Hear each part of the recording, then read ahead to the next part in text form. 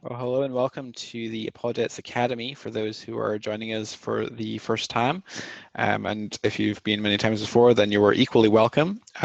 This is a weekly webinar, which I run every Saturday, normally at 8 p.m. UK time, which corresponds to 3 p.m. Eastern time, 2 p.m. Central, and 12 noon Pacific. And every week, we bring on different scholars, apologists, thinkers, intellectuals from across the theological and philosophical spectrum to present to us on topics of interest to Christians, particularly those topics which pertain to the issue of whether or not Christianity is true. And we also cross-examine and evaluate alternative worldviews as well, including Islam, Mormonism, atheism, and so on. The website is apologetics-academy.org. If you go to the website and click on online apologetics training, you'll find the upcoming schedule. And you can also at the website find a link to the YouTube channel where you can find recordings of past webinars as well. There's a number of ways that you can participate in the live interactive program. You can participate in the chat window if you click the chat button at the on your screen. You can also submit questions in textual form anonymously if you wish by hitting the Q&A button at the top of your screen, typing in a question, and then at the appropriate time I'll read that question and the speaker will do their best to answer it. And you can also click the raise hand button, and when we get to the Q&A, I will also promote you to be a co-panelist and have opportunity to ask your question using your webcam and microphone. Just to give you an idea of what's coming up in next few weeks, next Saturday on June 24th, we have physicist Dr. Brian Miller of the Discovery Institute, who's going to give us a presentation on thermodynamics and the origins of life on Earth.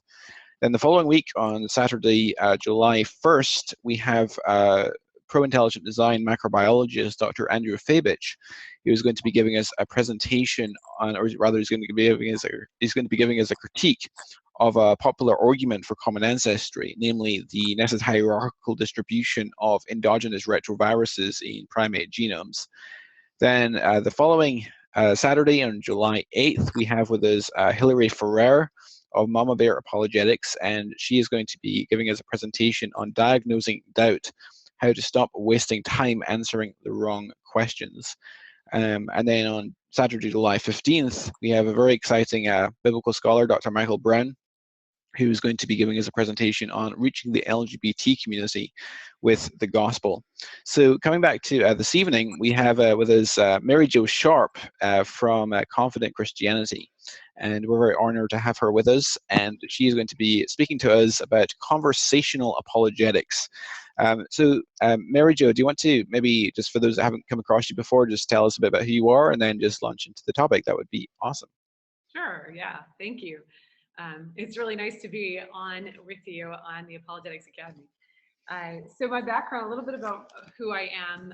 Some people get me confused because my name is Mary Jo, which is a very Southern sounding United States name.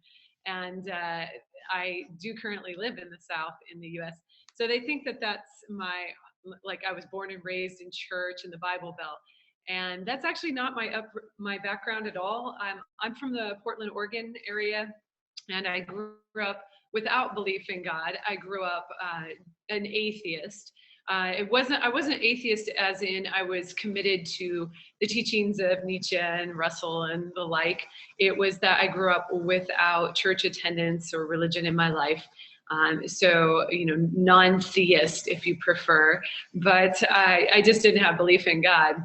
And so that's a bit of my background. I actually became a Christian in college. So I did the reverse of what a lot of people do. They leave home and many of them, that's the first time they've ever looked at the faith skeptically, and people leave the faith at that time. And I was looking more at my background skeptically and came to Christianity in college. So this is just a little bit about my background. I got involved with apologetics because of doubting what it was that I believed.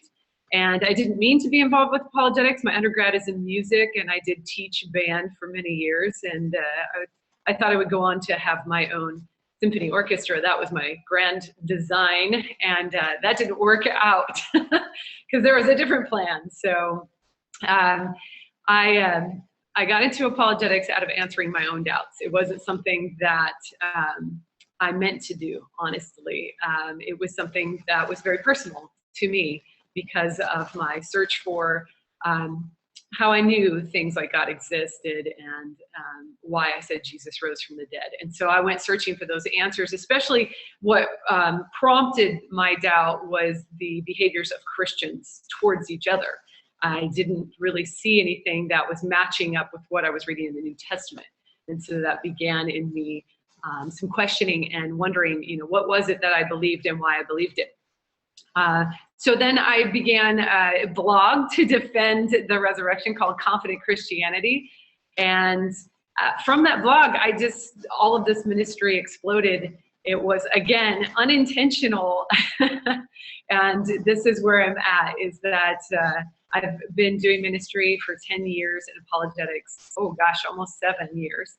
And I'm an assistant professor of apologetics at Houston Baptist University, where we do offer an apologetics degree, a graduate level degree. So that's my current endeavors, is my ministry and my professorship with the university. So today I'm going to talk about something that's very near and dear to me, and that is on conversations and how to have better ones.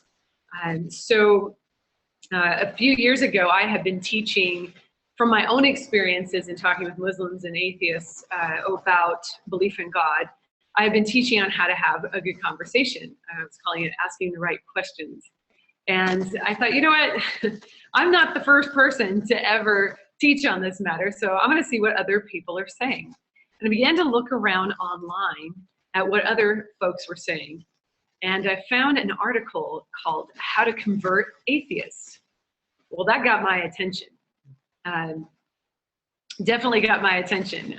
So I'm going to read through this. But when I saw that it was on a website called Common Sense Atheism, so here's an atheist who's going to give me instructions on how to convert atheists, or at least give me some dialogue on it, I thought, yeah, I'm in. I want to read this. So I began to read the article, and obviously we're going to disagree because of the fact, just the very nature that I'm a Christian and the author was atheist. But there were a couple of things I thought were just something I needed to share. They really resonated with me. And so I want to share 2 points from this article that really resonated with my own experience. And so there they are. Be realistic and don't be stupid. I love these points. The first one the author describes as be realistic about what's going to happen when you try to discuss with people about belief in God. A lot of people are well entrenched in their own views. They have backgrounds in their beliefs. They have traditions. They have a whole culture they may come from that's different from your own. They may have been a part of your culture and left it a while ago. So these are the kinds of things you need to be aware of. So be realistic. You may not have somebody change their mind automatically on the spot because they might be well entrenched in their own view of the world from their own background. And then he says, don't be stupid. I love this because it reminds me of my father. Every time I would leave the house as a teenager, he would say, Mary Jo, have fun and don't do anything stupid. Now, I'm not sure I merited that, but it does remind me of my dad. But what does this atheist mean by don't be stupid in your conversation? Well, he says persuading atheists is kind of like picking up chicks. You're 80% of the way there if you just avoid the really big mistakes that most people make. Most of what you have to do is just not be stupid. Well, I don't know much about picking up chicks. I've been married to my husband for 23 years. But I do know that a lot of times we make some mistakes when we're conversing with people. And so instead of focusing on the don'ts, like what not to do, let's focus on what we can do in conversation to have more effective communication on our belief. And so we'll look at a couple of areas. We'll look at 4 elements of an effective conversation, which is to know, listen, question, and respond. So what is it that Christians should know? Well, Christians should be able to clearly state Christian beliefs. And that's why I'm so thankful for this academy and for programs like this, where you can learn about Christian beliefs and Christian doctrine and theology. So there are two, I break this down into two areas.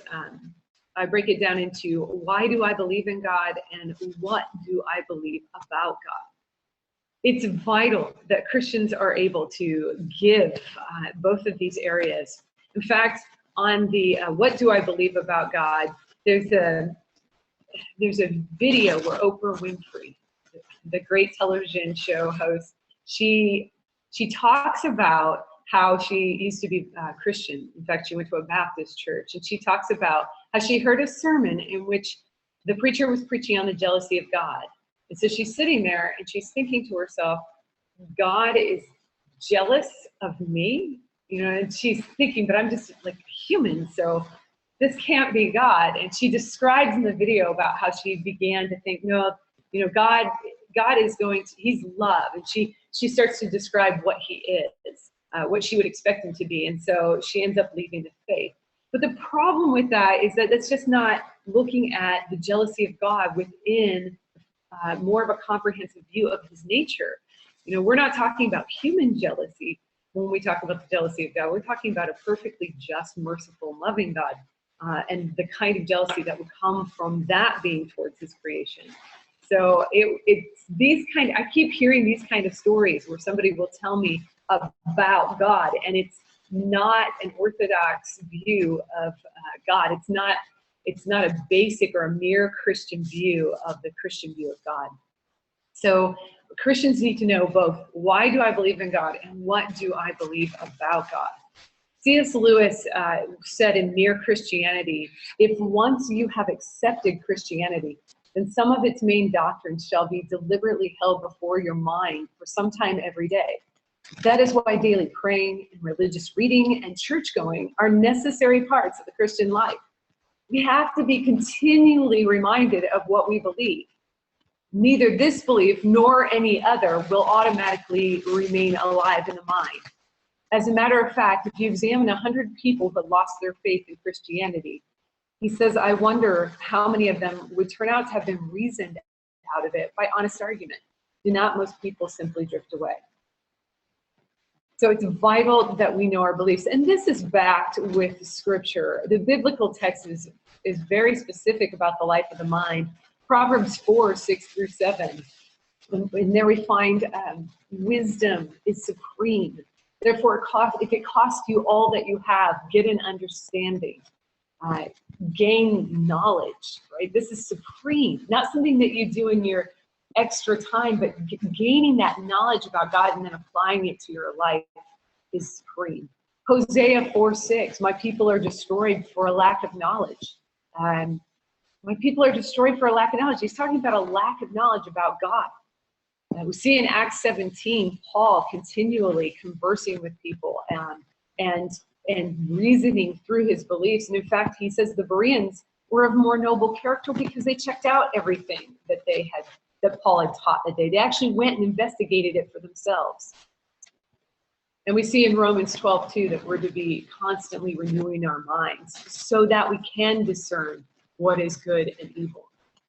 So the biblical text, and I've just scratched the surface, it's very specific, and there's multiple areas where we can find that we are supposed to know what we believe and why we believe it.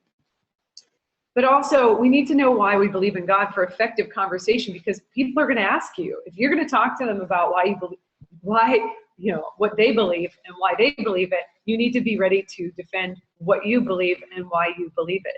And this is of utmost importance if you're going to have conversation with God in a society that is growing further and further distant from a Christian background.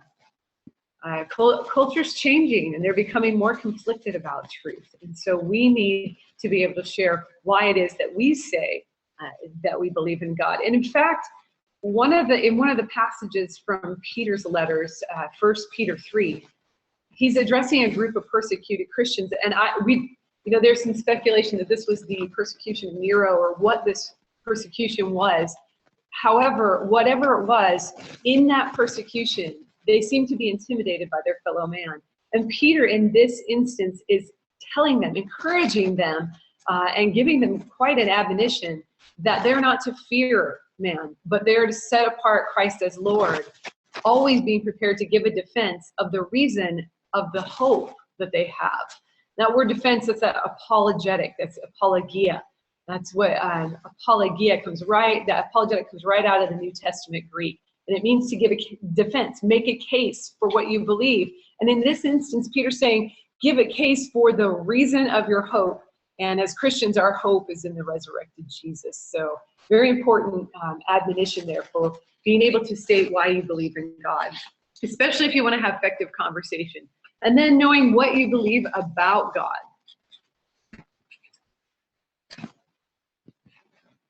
And in this section, what do you believe about God? I'm only touching on the essential Christian doctrines, although there would be much more, like Christian history, so you can know what we've dealt with in the past and how we got to the point that we're at currently. But I point out essential Christian doctrine. We need to know what we believe. And in fact, we used to, when I was growing up, we used to have encyclopedias in the home. So if we had a question about something, we could go to that encyclopedia. Like growing up in America, we always had to do reports on the states, one of the 50 states. So you would go to World Encyclopedia or something like that, and you would figure out, you'd find New Mexico, and then you would get the facts from it. But just like we used to have that encyclopedia in our home, I think every Christian should have a book on theology in their home. They need to have a book that has the essential Christian doctrines at hand, or some way to have it readily available, so that when you do have these questions, when you are saying, well, why do I believe God's good when there's evil in the world? You have access to the doctrines of the faith. You have access to why we say these things and where we find them in the scripture. So I've given you a few recommendations there on my slide. The Paul E. Little, that's a smaller book. A lot of homeschoolers in America will use Paul E. Little's books on know what you believe, know why you believe, those kinds of things. So it's a good place to start. I've also thrown up there Wayne Grudem's Systematic Theology. If you're not heavily involved with apologetics and the arguments around apologetics, then don't let this scare you off. Systematic theology just means an orderly study of God, about God, and so it organizes chapter by chapter things on the nature of God, the nature of man, the nature of Christ, things like that. So you can become familiar with why Christians say the things that they do. And then just another recommendation, Millard Erickson's Introducing Christian Theology. But if you can't say any of the basic doctrines of Christianity, then you're not going to be as comfortable talking about belief in God. You're generally not going to talk about subjects of which you have very little confidence in, or subjects of which you're not knowledgeable. So I realize, when I say that, I realize that we all talk about some things that we don't seem to have that much knowledge on, like, well, let me think, politics. But in general, when the conversation is on something very important, such as the big questions of life, like, is there an afterlife? Does God exist? Does my life have meaning, purpose? These kind of questions we tend to not broach when we don't have much experience or knowledge or confidence in these areas. So we need to, if we want to have effective conversation, we need to gain that confidence by knowing what we believe. There's no way we can get around this. We have to understand our own faith so that we can aptly share it with others. Now, having spent some time on that first area of knowing what we believe,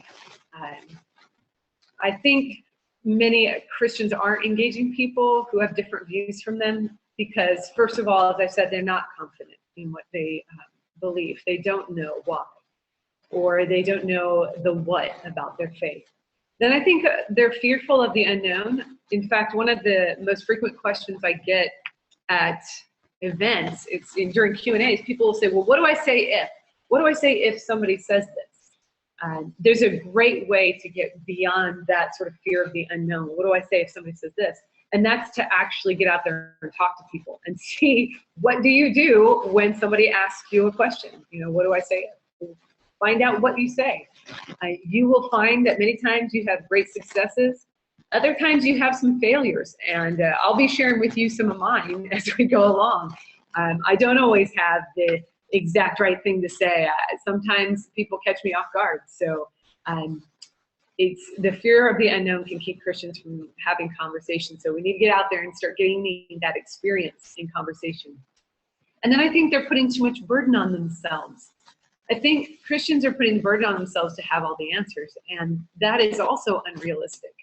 It's an unrealistic perspective. You will never have all the answers. You don't live long enough to gain all the answers. And so I think we're putting too much burden on ourselves in this area. So what can we do? Well, the next area of effective communication, effective conversation, will help us to know what we can discuss and what we can start discussing right now. And that's the element of listening. This element is probably one of the most important and also most difficult for many people. And that is this area of learning to listen well, listening with excellence. In fact, the great Christian thinker during the Nazi era and an opposer of the Nazi regime, Dietrich Bonhoeffer, he actually called this like a ministry, the ministry of listening. That's how important it is. And he said that listening is the first service that we owe to one another. He said so often Christians, especially preachers, think that their only service is to always have to offer something when they are together with other people. They forget that listening can be a greater service than speaking. Many people seek a sympathetic ear and do not find it among the Christians because these Christians are talking when they should be listening. Right? So I'm going to break this down, this idea of excellence in listening, to 4 areas. There's Bonhoeffer. I'll try to stay up with my slides a little better here. All right, there we go. The ministry of listening. I'm going to break it down into these 4 areas so we can better get at, well, what is the purpose of this? Why should we do this at all? First, it's to serve others. Listening to others is part of loving them. It shows that you value them as a human, as a fellow human being. It shows respect for them to listen to what they have to say. So if we want to serve other people, and I think that's one of the major intentions of this field of apologetics is to serve others by helping to reason through to the truth. If we want to serve others, we actually have to hear what they have to say. We have to respect what their point of view is and where they're coming from. So it's to serve others. It's also to be accountable. Through listening to others, our thoughts are checked against the thoughts of other people. And that is so that we don't become pigeonholed in our own thinking and think much of ourselves. In fact, Solomon in the Bible calls this in Proverbs 26, 1 through 12.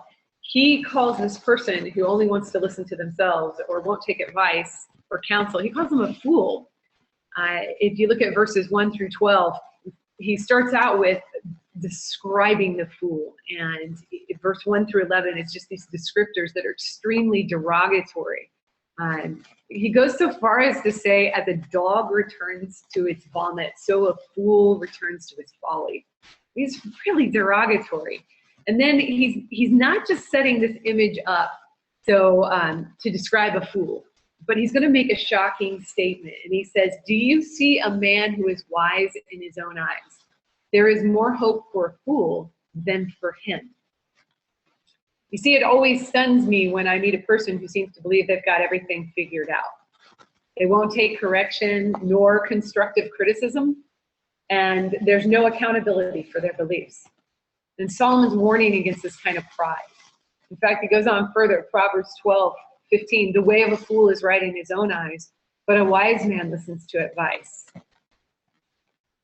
Proverbs 18, 1 through 2, whoever isolates himself seeks his own desire. He breaks out against all sound judgment. A fool takes no pleasure in understanding, but only in expressing his opinion. So I've had some people ask me, well, what kind of advice, if you're a Christian, what kind of advice do you listen to from atheists? And I said, well, that's a good question. But I'll listen to advice where I've made it, especially like if I've made an error in reasoning, if I've given an argument and I have an error, I've committed a fallacy, and an atheist points that out to me, that's important that I listen to them. Because if it's true that I made that fallacy, I don't want to continue on in my untruth. I don't want to just wall up into pride and not admit where I'm wrong, because that's antithetical to the Christian faith, and it's antithetical to truly engaging in conversation. So when I've had atheists make corrections to some of my arguments, and I listen to them because, you know, all truth is from God. That's what I believe. So if they're sharing truth with me, whether they're atheist or Muslim or whatever, I'm going to listen to that. So now you have to be cautious, because some people aren't trying to be constructive, and some people aren't trying to dialogue with you.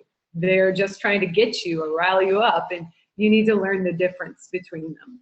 But yeah, if an atheist offers me advice to that part of my argument was fallacious, I'm going to go back and I'm going to look over it, and if he or she is right, I'm going to change my argument. And that has helped me improve my arguments, and it's also helped me improve my dialogue with other people.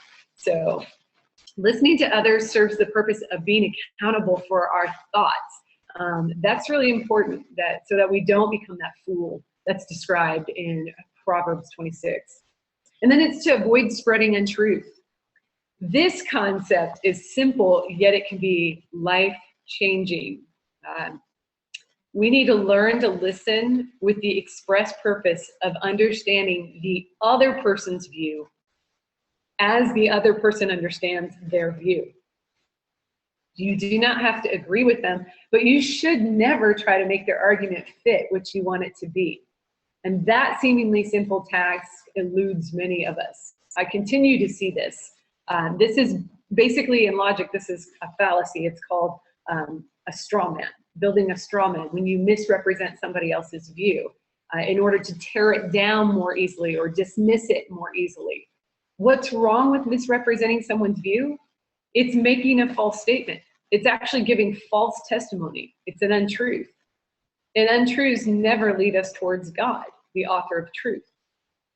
Further, we're commanded, if you are a Christian, you're commanded to love the truth. 1 Corinthians 13. We love 1 Corinthians 13 because it's the chapter on love. Like, love is patient, love is kind, this kind of stuff. We talk about those. But 1 Corinthians 13, when you get up towards verses 4 through 6, you see that love does not delight in evil, but rejoices with the truth. See, love is supposed to rejoice in the truth, but that's very difficult for many people, because a lot of times we're wrong because we're humans, and so we're fallible. We're also capable of pretty much rationalizing anything we want to be true. So it's hard to avoid confirmation bias. It's hard to avoid our prejudices and preferences, and to admit when we're wrong instead of pulling back into pride and not wanting to admit those errors. But we as Christians are commanded to love the truth, and we have to hold that.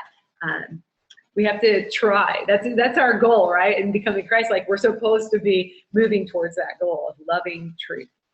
So listening to understand requires more than just giving a person their turn to talk. It actually means we have to truly hear their argument to better minister to them. We really need to hear what they're saying and try to figure out what their argument is to better minister to them. And then it's to find points of communication. Instead of worrying about what you're going to say, and now I'm going back to why do Christians not talk to people about belief in God? What's keeping them from it? A lot of times we're worrying about what are we going to say? Do we have all the right answers? Instead of that, ask some questions and let the other person talk. And then find areas where you both have some knowledge and discuss those areas.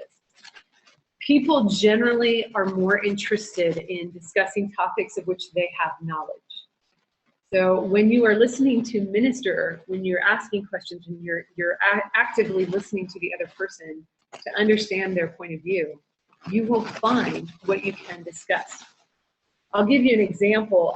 I have a lot of people who talk to me on planes when I'm traveling, and it's interesting to me because I'm sort of introverted, and not many people believe that when I say it. I've taken all the tests. I'm continually getting introvert on those, but I am introverted, so I'm not that person that's just chatty on the plane.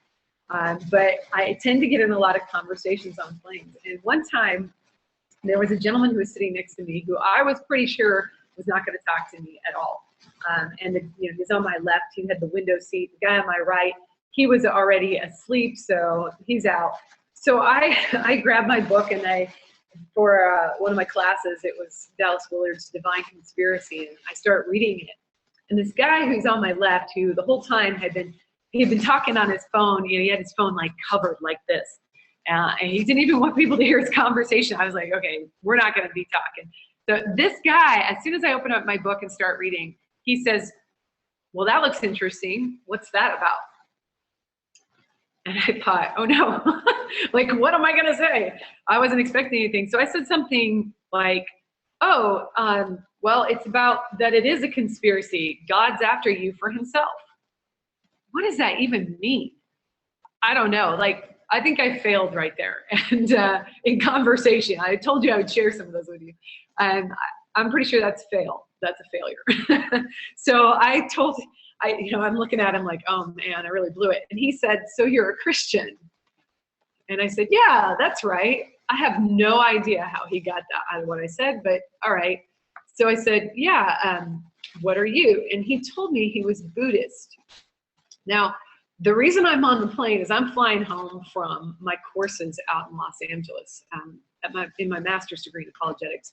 So I've had some background on this. I've had some training in Buddhism and some of the other religions, but I don't know this guy's Buddhism, right? And I don't know what he believes, and I don't want to misrepresent him. And so I just asked him, okay, I don't know much about Buddhism. What do Buddhists believe?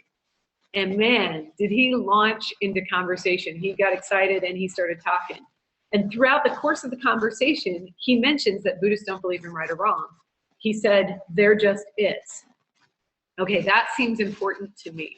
And that's something that I care about, good and evil, right and wrong, and something I want to converse on. So I just remembered that and kept conversing with him. And then later on in our conversation, he gets onto politics. And he said something like, the war in Iraq is wrong. And I stopped and thought, that he said there's no right or wrong, there just is. So I interrupted and said, hey, can I ask you a question? How does somebody who doesn't believe in right or wrong, like a Buddhist, how does a Buddhist say that something is adamantly wrong?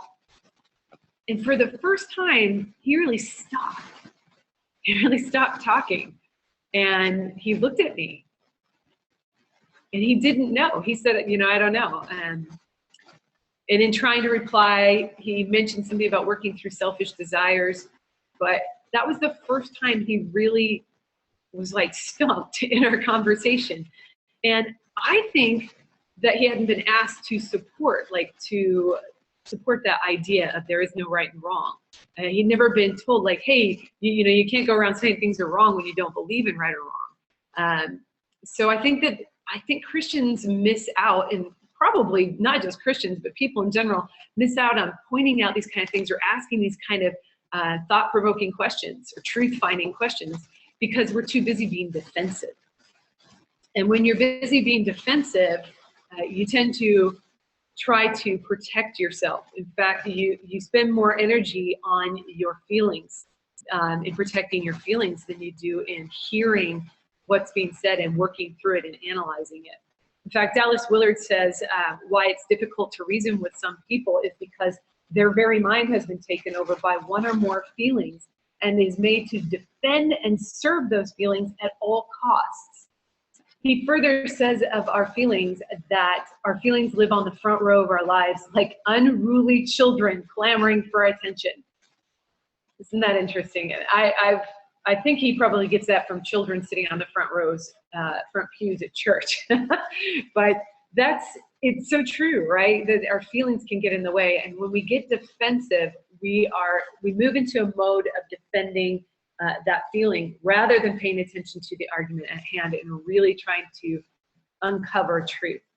But, good listening takes practice. Like I said, I got on the plane and I wasn't expecting this guy to talk to me, and I said something foolish. And I don't always hear what people are saying because many times my thoughts are elsewhere, or I'm thinking of what I'm going to say. So good listening takes practice. And even today, I still will have trouble just listening to a person to try to understand what it is they're saying, and hear them, figure out where they're coming from. But for the Christian, we have to take this seriously because, as the scripture says, if one gives an answer before he hears, it is his folly and shame. And hears here implies an understanding, not just giving a person their turn to talk. So far, we're seeing that to have effective communication, we need to know what we believe. And then we need to become good listeners, effective listeners. And then we need to ask a lot of questions. Christians need to ask more questions. Why should we do that? Why should we spend our time asking people about what they believe instead of just sharing what we believe? Well, it models the Lord. Jesus asked questions of those to whom he ministered. He asked questions of the religious leaders of his day. There's an example of him engaging with the Samaritan woman to draw out of her situation so that she could see who he was as a prophet. He asked questions of the man who called him a good teacher.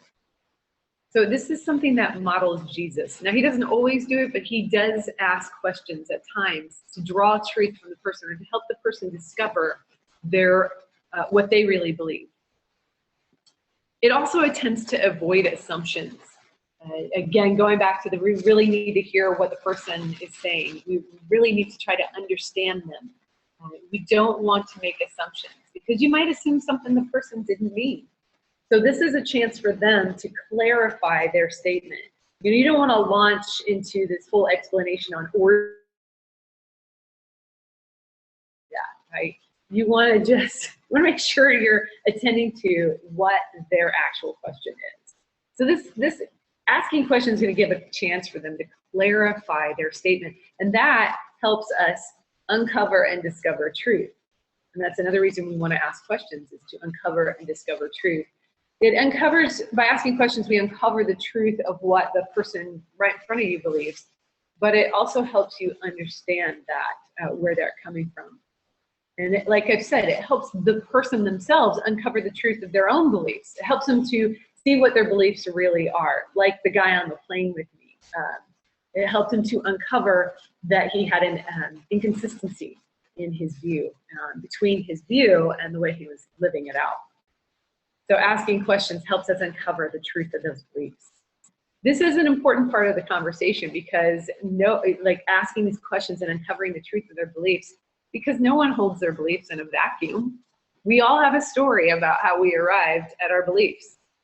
In Tim Muehlhoff's book, I Beg to Differ, he said it this way. He said, people tend to only trade conclusions, not how different parties arrived at their conclusions.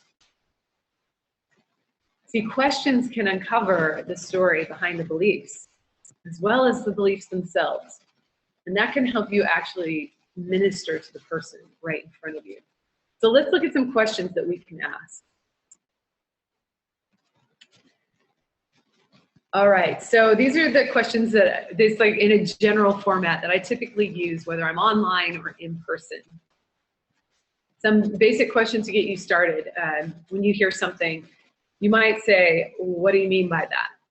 And that first question, what do you mean by that, is that's that clarifying question. You might say, what are your reasons for thinking that? Or you can tweak it to your current situation or your own style of speaking.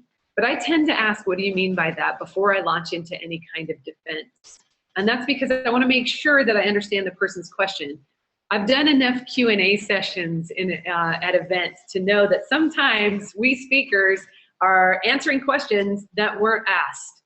And so we can do this in our one-on-one conversation as well. So we want to make sure that we're actually getting at the heart of the issue by asking, what do you mean by that? This also helps us to understand, it's not just the heart of the issue, but it helps the other person to understand their own thought. And a lot of times we're dealing with sound bites because of the generation in which we're currently living. which we have so much access to knowledge, but it's given to us in such small bites that when we say, what do you mean by that? That's helping the person peel back and say, well, am I just repeating something, or, what did I mean? And then another question we want to ask is, how do you know that? And this is also important in our soundbite generation.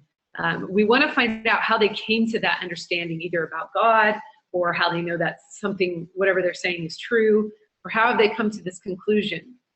Pretty much what we're trying to get at is the source of their beliefs. We want the source, the evidence behind these beliefs. And that is very important for us today because of the propensity to pass along memes and ideas and things we see on the internet that we don't necessarily research ourselves. In fact, we're seeing this in journalism, the passing along of fake news and stories that are all opt-eds but aren't necessarily truthful in their reporting. So we want to make sure that we're helping to break that cycle of passing along things that we see without figuring out where are we getting these from.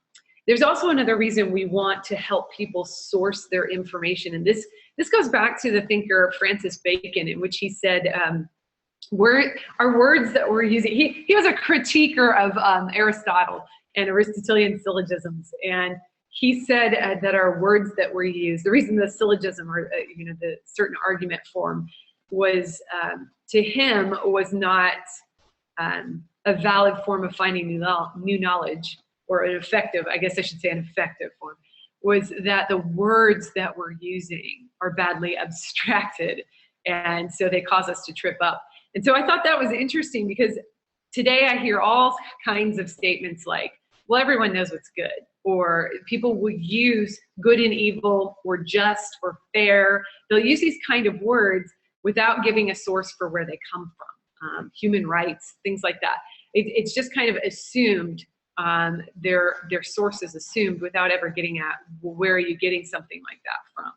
So I think the how do you know that is important, because we're losing ourselves of sources of that knowledge of where we're getting them from, and we're getting caught up in just using the vernacular of our day. When people say, well, everybody knows what's good. Okay, well, good is just a term in our vernacular. What do you mean? What is the good? Where are you getting that from? This is also important because I found when I dialogue with people on the pagan myth argument that Jesus is a copycat, one of the pagan myth arguments, the copycat theory. I typically find that they're getting these from secondary sources, and they're not actually looking at the stories of the gods in their primary sources, in as much as you can do so. I mean, guys like Mithras, they have almost nothing. They have no substantial text to compare to Jesus. They just have inscriptions and things. So you have some problems with that. But, Egyptian Book of the Dead, read up on Horus and Osiris and see if you can find Jesus' story, the exact copy of Jesus' story in there, as Bill Maher says.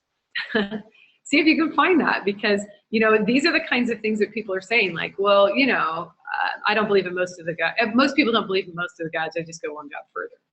Okay, well, when you look at these God stories, they're not the same, and they're certainly not. Jesus certainly isn't the same as these other gods. So that it's an important question to ask. How do you know that? Where are you getting that from? So first, you're trying to clarify with the what do you mean by that. Secondly, you're trying to get at a sourcing for it. You're trying to go back to what's your grounding for this. Where can I find it? Where can I read this? And then the final one is, why do you believe that? Why do you believe that is an important question to ask, because it gets back towards that story. How did they get here? What was this just the way they were raised? Like I was just raised without church. I was raised without religion. So this is just that was my tradition. That was how I was raised. So, ask them questions. Why do you believe that? Why do you think that's true? Why do you say that? Why do you believe there's no God? Or why do you believe that God is Allah, or some other version? So I would ask these questions, especially kind of in this like clarifying to sourcing to finding the background on the information flow, because you want to find out why did they get to this point. And then be ready to ask, as you can see on my screen there, Greg Kokel from his book Tactics, he says, be ready to ask about 6 questions. I don't always get to 6 questions, but I like to try to like ask so that I'm actually answering something that's important to the other person, that we're actually engaging on the heart of the matter and not just, you know, a whole, like not just the shotgun approach. Well, what about this? Well, what about this? Well, what about this? That we're actually engaging in something that is really meaningful to that person. So ask a lot of questions. If you're not as confrontational, let's see if I've got these on here. I don't have them. You can change them and you can say more of like, have you ever considered that?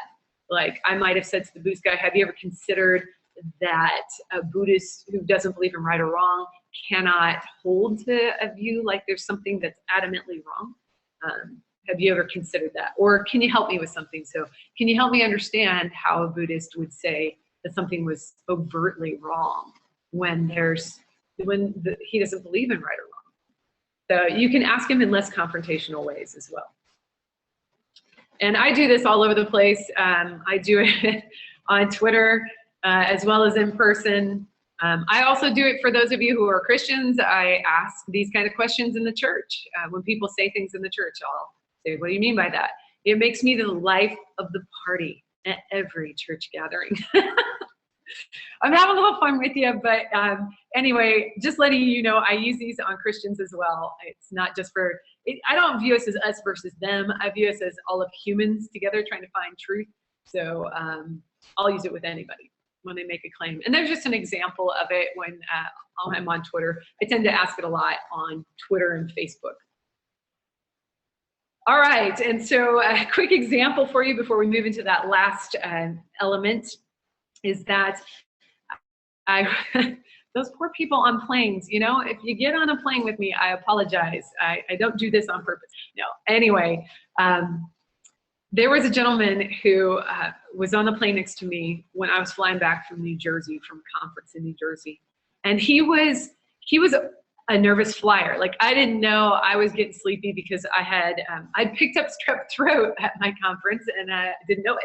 So I'm coming home and I'm really groggy and I fell asleep on the plane for a little bit, but all of a sudden I woke up. And as soon as I wake up, I think, you know, I'm not good at sleeping on planes. I'm gonna start answering some of the questions I didn't feel like I answered thoroughly on stage. So I'm answering some question about like who made God, or, you know, I'm typing out infinite regress, and all of a sudden this guy next to me, like I said, he's a nervous flyer, and so he's looking for a conversation, and he says, that looks interesting, what do you do? So now there's a couple different kinds of reactions I get when I say, well, I'm a Christian apologist. Sometimes I say that, sometimes I say I'm a professor, and they say, oh, what do you teach? And then I have to explain apologetics, philosophy, this kind of thing.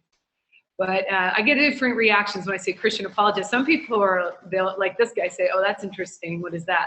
Other people kind of give me a, like, yuck, I think you said Christian. I don't know what the other thing was, but, and then they just kind of go on their conversation. But this guy happened to say, oh, what is that? I don't know what that is. So I said, oh, I make arguments for the existence of God, and I talk to people who disagree with me. And he said, oh, well, I don't believe there is any empirical evidence for God.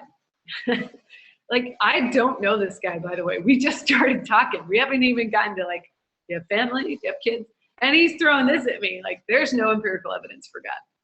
So I'm thinking to myself, like, oh, I want to discuss that, but do I really want to get into like David Hume or whatever? I think I'm going to just, you know, use my own advice. And so I asked him, what do you mean by that? And he had a fairly good response here. He said, we can only know what our senses tell us. So he's, you know, along the lines of that observation, you know, data collection, we can know what the senses tell us. So at that point, I'm thinking, yeah, I really want to talk about this, but I thought, no, ask another question. So I'm telling myself, do what you teach your audiences. So I said, how do you know that? Well, let me share with you what his response was. He didn't have a response. So I said, let me ask it this way. Now, by the way, I know some of you out there would probably have a response to that if you made that statement. This guy didn't. So I said, let me ask it this way. what is your grounding for thinking your senses are giving you truth about reality? And at that point, this guy cussed me out. And he said, I don't know. And they were no small cuss words. We had people turning around looking at us. We're sitting in the exit row, so we're like nice smack in the middle of the plane where people could hear us. So he said, I don't know. All right. So what I want you to see here is that I've only asked him 2 questions. I've asked him 2 questions. I reframed one for the third, the same question. And he's already telling me he doesn't know. But he made a pretty bold claim about philosophy of science, right? Like the only way to know truth is basically through the empirical method. And now he's telling me he doesn't know how he knows that. This is why I think we should ask people questions. Because I think we're repeating things that affirm what we want to be true, rather than having investigated the things that we're saying carefully for ourselves so we understand why we believe them. And I think this is it's becoming worse in a society that has access to so much social media, because we don't have the patience for thinking through, how do I know this? And we seem to be growing more and more apathetic about that endeavor at all, and a little skeptical of it. I've heard a lot of putting down of the field of philosophy lately. So, you know, he made a philosophical statement basically, and yet he doesn't know why or where he's getting it from. So I think this is really important. By the way, what I said to him after this was I asked him if I could give him an argument for why I think our senses are giving truth about reality. And then I gave him some examples for that. I told him it's going to be from a Christian perspective, and he was okay with that. And then we talked a little bit, and he said, yeah, after he heard my argument for why the senses would report truth, why that makes sense if there's a personal creator. He said, yeah, I get that, I understand. He said, but the Bible's been horribly corrupted.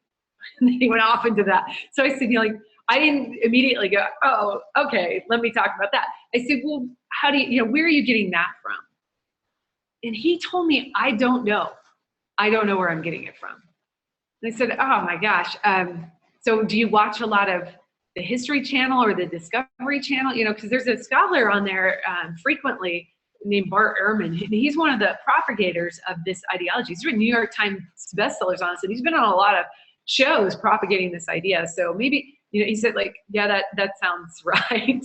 But I said, okay, well, I have a PowerPoint on that. And I opened up my computer and walked him through the reliability of the New Testament and gave him K.A. Kitchen for the Old Testament reliability.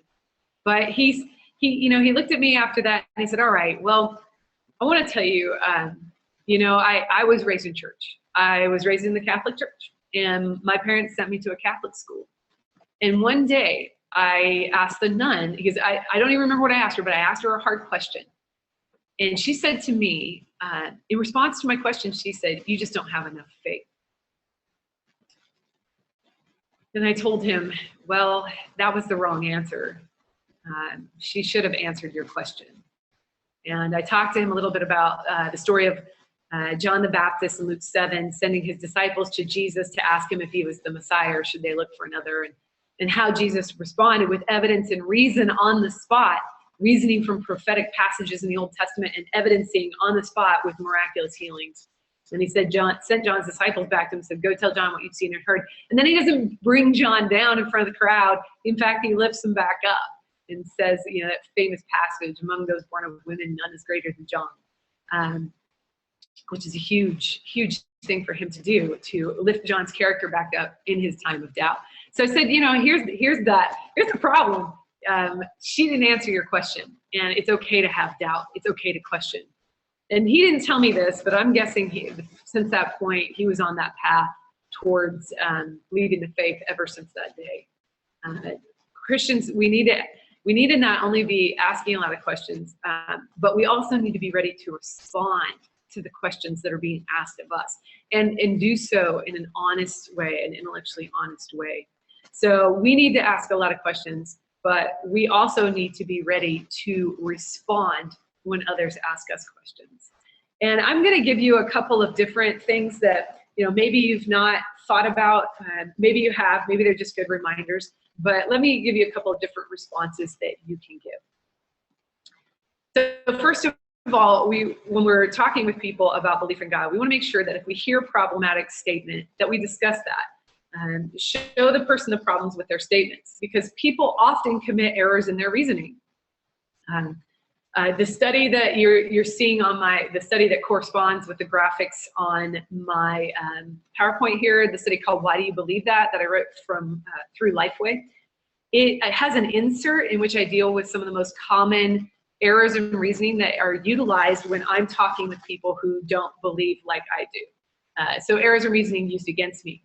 Now, I teach introductory logic class at the university and to undergrads, a lot of freshmen. It's really fun. And I tell them straight up, I'm guilty of committing these errors in reasoning. I'm not above them. In fact, human beings commit these. Most of us probably commit one or two of them on a daily basis, if not more. So I'm not going to shy away from saying I'm willing to admit that I will commit some of the errors of reasoning. So anyway, discuss a problematic statement. Learn some of these errors of reasoning. And here's that study I was talking about, where I point out, like I get a lot of ad hominem, where people will just throw, you Christians are morons, or you guys, why do you believe in a sky daddy or a Jewish zombie or something like this? Is just ad hominem stuff. I mean, it's not an argument. So learning to recognize when a person's not making an argument, they're just mudslinging, is helpful, because you can kind of say like, well, if you got an argument or some issue that you want to discuss, I'm willing to discuss it, but this is just a bunch of ad hominem. So what do I do with this? Learning to recognize genetic fallacy. I've had people tell me that I'm obviously wrong and I obviously will twist the truth because I'm a Christian apologist. That's genetic fallacy, where instead of dealing with my argument, they're saying that the source of the argument is the reason that the argument is wrong because I'm a Christian apologist. So you need to learn these things so that you can say, well, that's really just genetic fallacy, but what is the problem with the actual argument that I make? So be willing to point out problematic statements.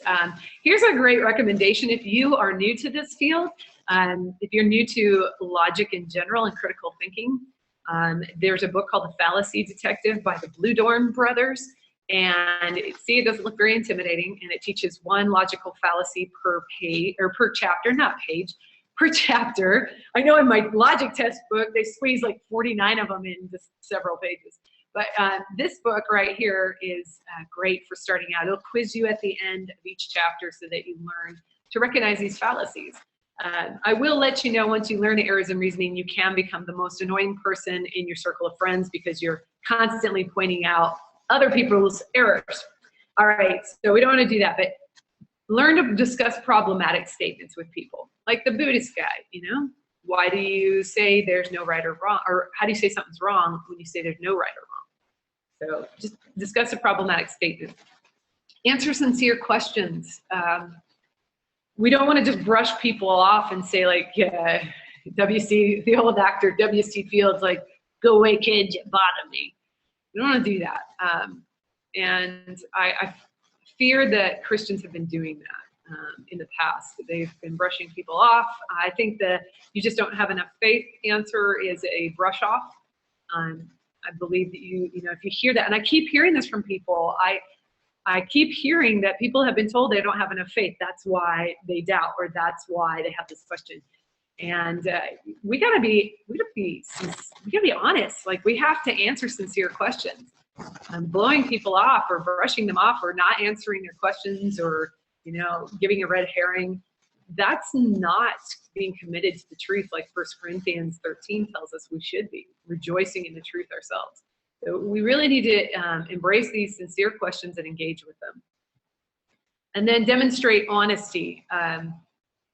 Harkening back to the beginning of all of this, I said that you are putting too much burden on yourselves. That's a lot of times why Christians won't engage in discussion on belief in God, because I think they have to have all the answers before they talk about it. And you're not going to have all the answers. And in fact, people will ask you questions for which you've never studied and you don't have an answer. So be honest and tell people, I don't know, but I'll find out. I've had to do this in front of audiences. I've had to tell people I've never encountered that. So, I'm willing to exchange email with you and do a little research on that to find out, so I can give you an answer.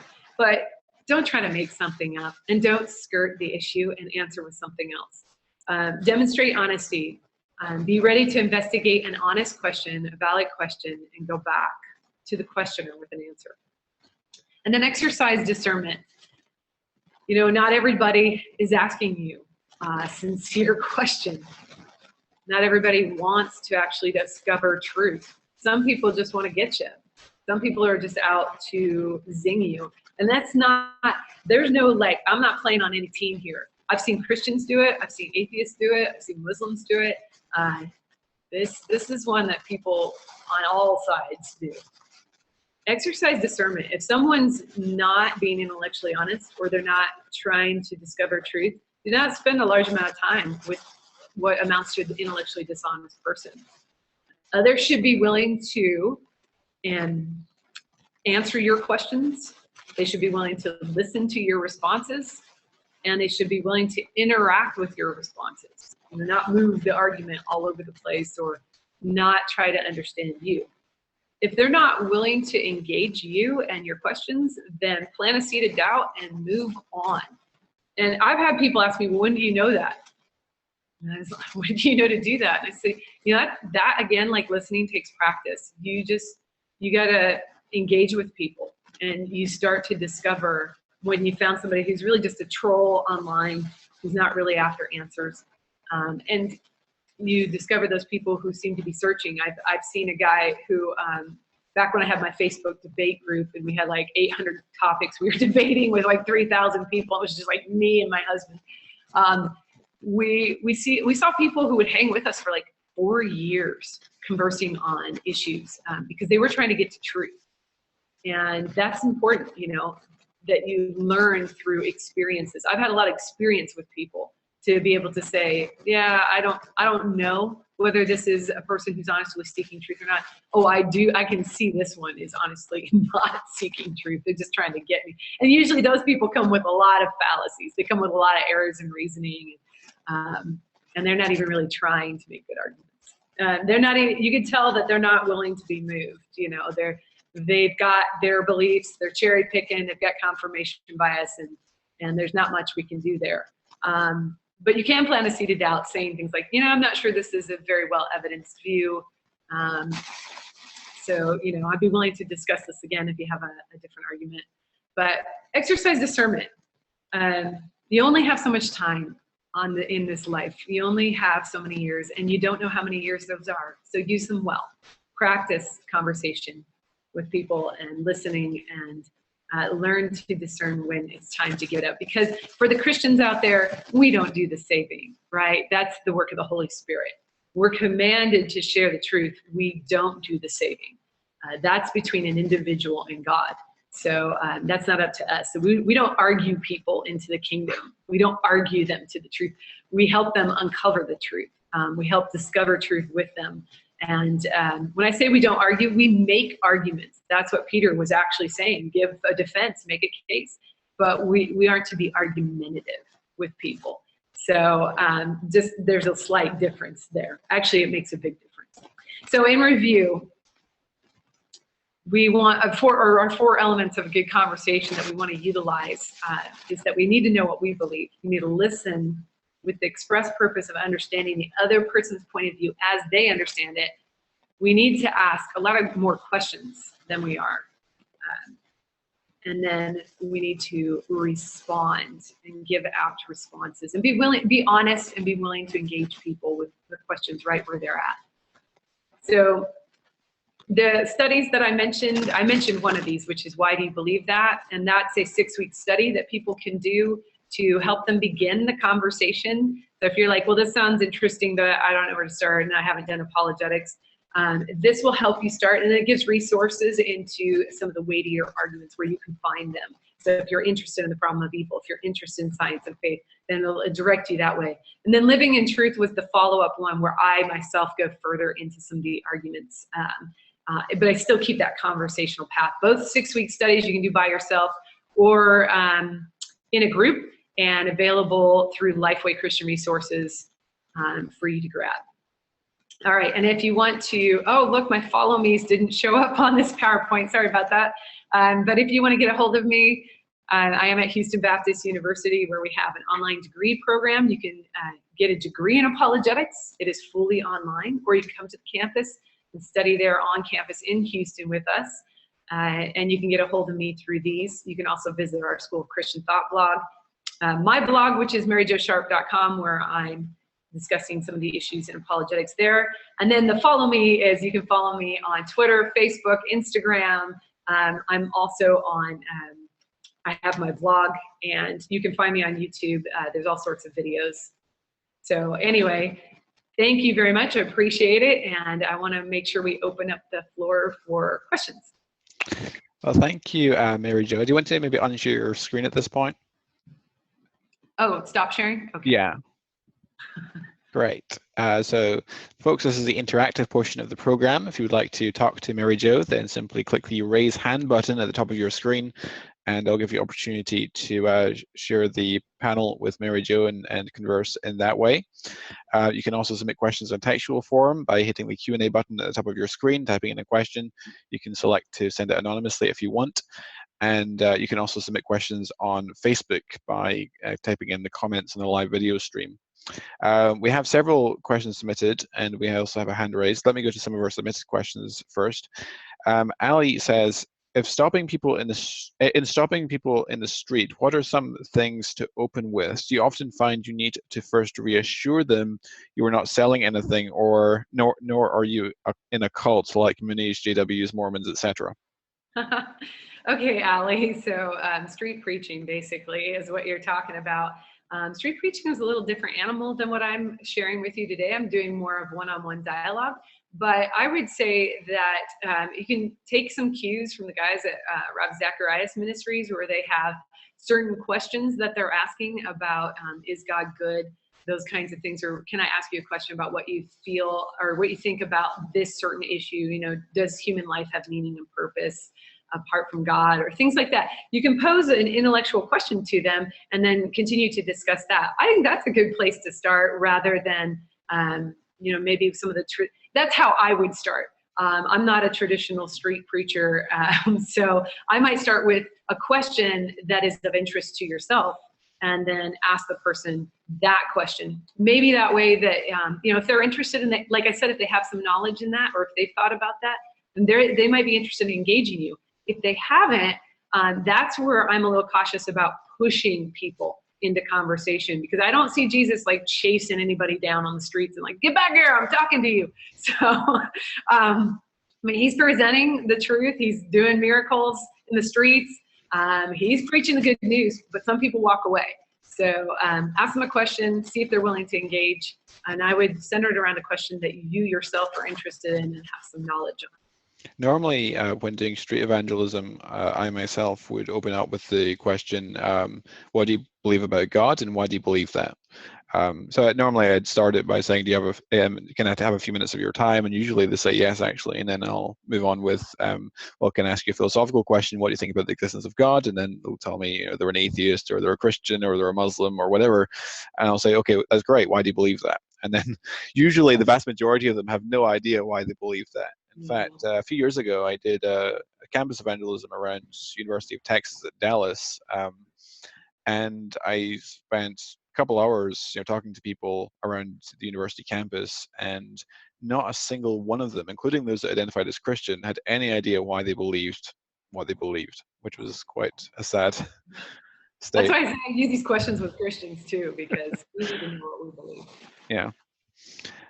Jonathan Hanna says, it seems in my limited but not my insignificant amount of experience is that atheists, even though Craig and Moreland have pointed out that this has been abandoned at the professional level, adhere to different forms of verificationism. That is to say, they want evidence that is observable, repeatable, and measurable about the existence of God. Moreover, their historical standards are higher for the biblical accounts than versus the rest of history. That said, Christians typically adhere to an explicit or implicit fideism and do not value evidence, or at least give it a shot. Thus, Hebrews 11:1 is quoted to the atheists, and they easily dismiss this with the usual exchange of ad hominems. Mary Jo Sharp, how can we bridge this divide? Oh my, that's quite the endeavor, right? it hasn't been bridged in what, 2,000 years. Yeah, it's a hard one. I know that Alvin Plantinga was working on this, as the experience aspect of our relationship with God is a valid way of knowing. It's not strictly evidence and reason in the way that we're saying, like through observation. But yeah, fideism on the other side of there is no, like reasoning's not going to get us anywhere. So we just pull back into what you might call a blind faith, that if you are reasoning, you do not have faith in God. That's problematic for me as well, because of what I see Jesus doing in the scriptures, where he is actually giving evidence and reason, like that passage I mentioned from Luke 7, where you see him giving observable evidence.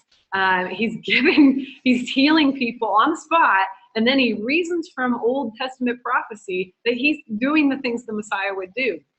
So, we have evidence, and I think that's the hard thing, and Jim Warner Wallace deals with this a bunch, is that the evidence we have it's more like it's circumstantial in some cases. That's what we're dealing with a text.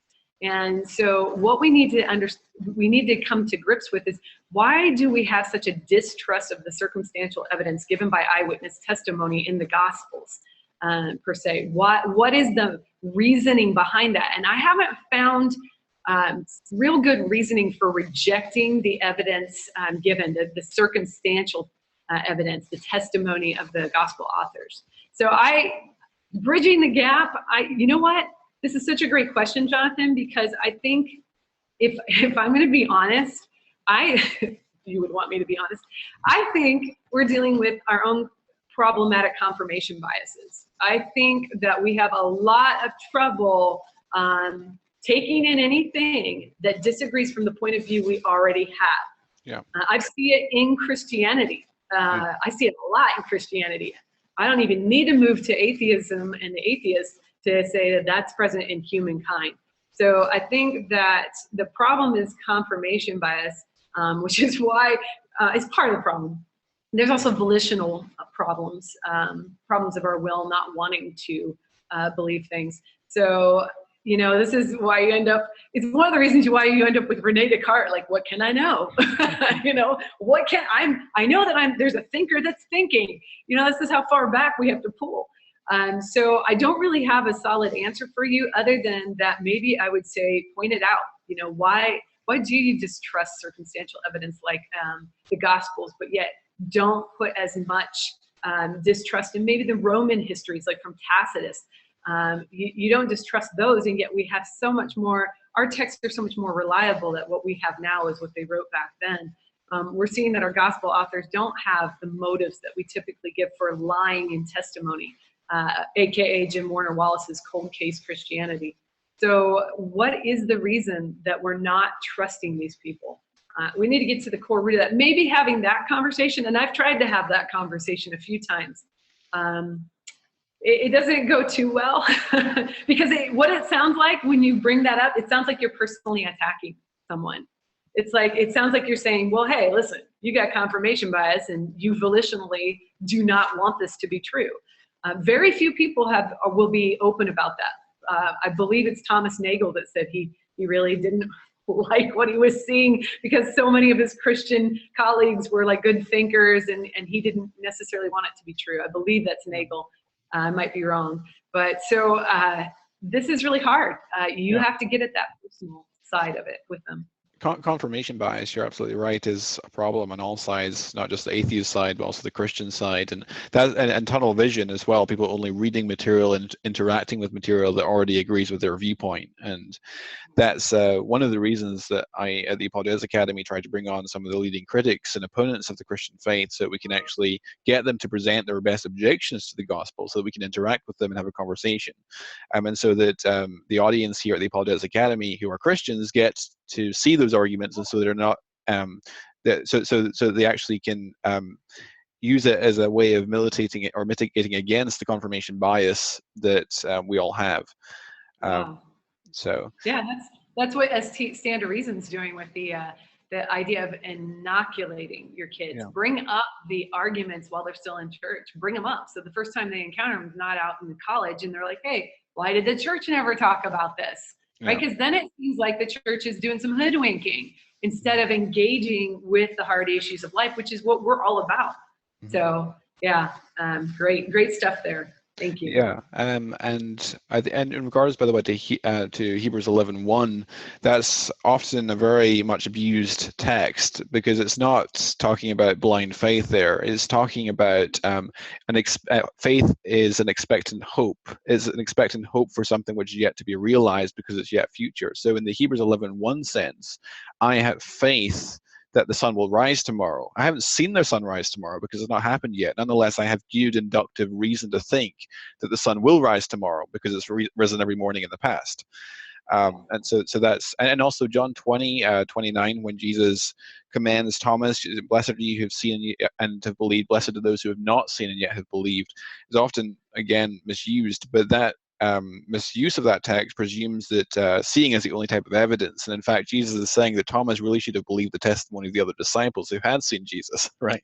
Yeah, I was going to say that's a great passage to bring up because Thomas says, unless he demands evidence, and he says, unless I put my hand in his side and see the scars in his hand, he didn't say like, I'll have trouble believing, I'll be skeptical. He says, I will never believe. And that sounds to me like Bertrand Russell, when he was asked if he were to die and he would find out that there was God or meet God and, God, if he were to be faced with that, what would he say? And he said, I would say, not enough evidence, God, not enough evidence. And I'm thinking, that's that same idea of like, you were given testimony, you were given evidence. And he said he would never believe unless he got what he wanted. That's like volitional. There's a desire issue there. Indicative in the language. So I think that's different. And you brought up Hebrews 11 being misused. Well, Hebrews 11:6, if they just keep reading, first of all, the hope is the things that have not, we have not seen. Well, one of those things is the resurrection. So we haven't seen that. We're all still here. So that's one of the problems with using that passage out of context. And the other is keep reading. Verse 6, and without faith it is impossible to please God because anyone who comes to him must believe that he exists. Oh, whoops. You have to believe in his existence, right? And how do you get to that point, right? So there's no, again, this is not hoodwinking. You actually have to believe that God exists. And the authors of scripture, they're not hiding stuff. I mean, Paul says in 1 Corinthians 15:14-15, that if Christ didn't raise from the dead, this is all useless. Your faith is useless. So is our preaching. He actually quotes some like pagan thought, eat, drink, and be merry, for tomorrow we die, that kind of thinking. So, I mean, there's nothing hidden there. They're overt with, it has to either be true or we're doing this in vain. Also, in regards to confirmation bias, which we just spoke about, Scripture itself mentions confirmation bias. If we look at Proverbs 18:17, it says that the one who presents his case first seems right until the other comes and cross-examines him. Right? That's a good one. Yeah, so, that is a good one. Let's go to Chris Klaus from Toronto, Canada, who's an ex-atheist, who's his hand raised.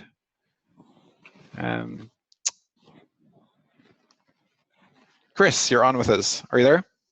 Yes, Jonathan, can you hear me? Yes, we can. How are you? Not too bad.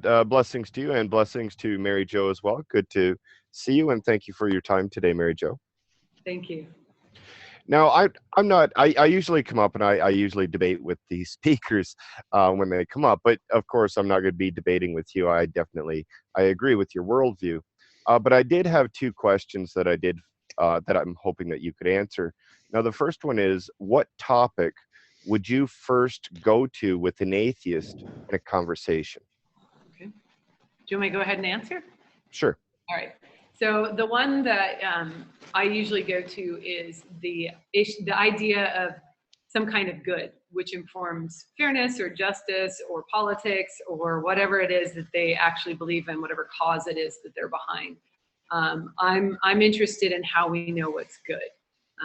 So I usually broach that, and it's in different ways. So for example, one person told me that you know, it was back a few years ago. I don't know where you're at. You may have said it. I'm sorry if I didn't hear it. But in America, when we had a presidential race years ago, there was this question posed as to, it was the when Obama was running for the first time.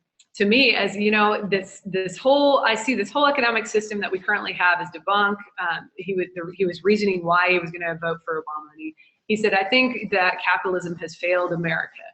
Okay, so implicit in there is a goodness factor, right? There's a should, that there's a way that our economy should run, and it's better, right? So I asked him, I said, well, what, okay, so capitalism has failed us. So let me ask you a question. What if we just put in socialism, because that's what we were discussing with the whole Obama issue and all this other stuff.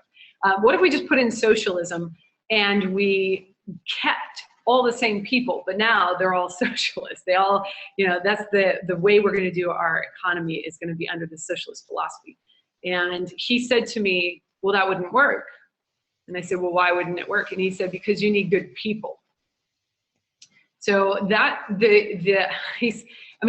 two steps to goodness, right? I tend to talk about what people care about, and then why they think that that's good, or that we should do that, or that, because I think you get to the topic of how you ground goodness pretty fast when you do that. Okay, thank you very much. Sorry, it's a long way around. No problem. My second question for you is basically a two-part question.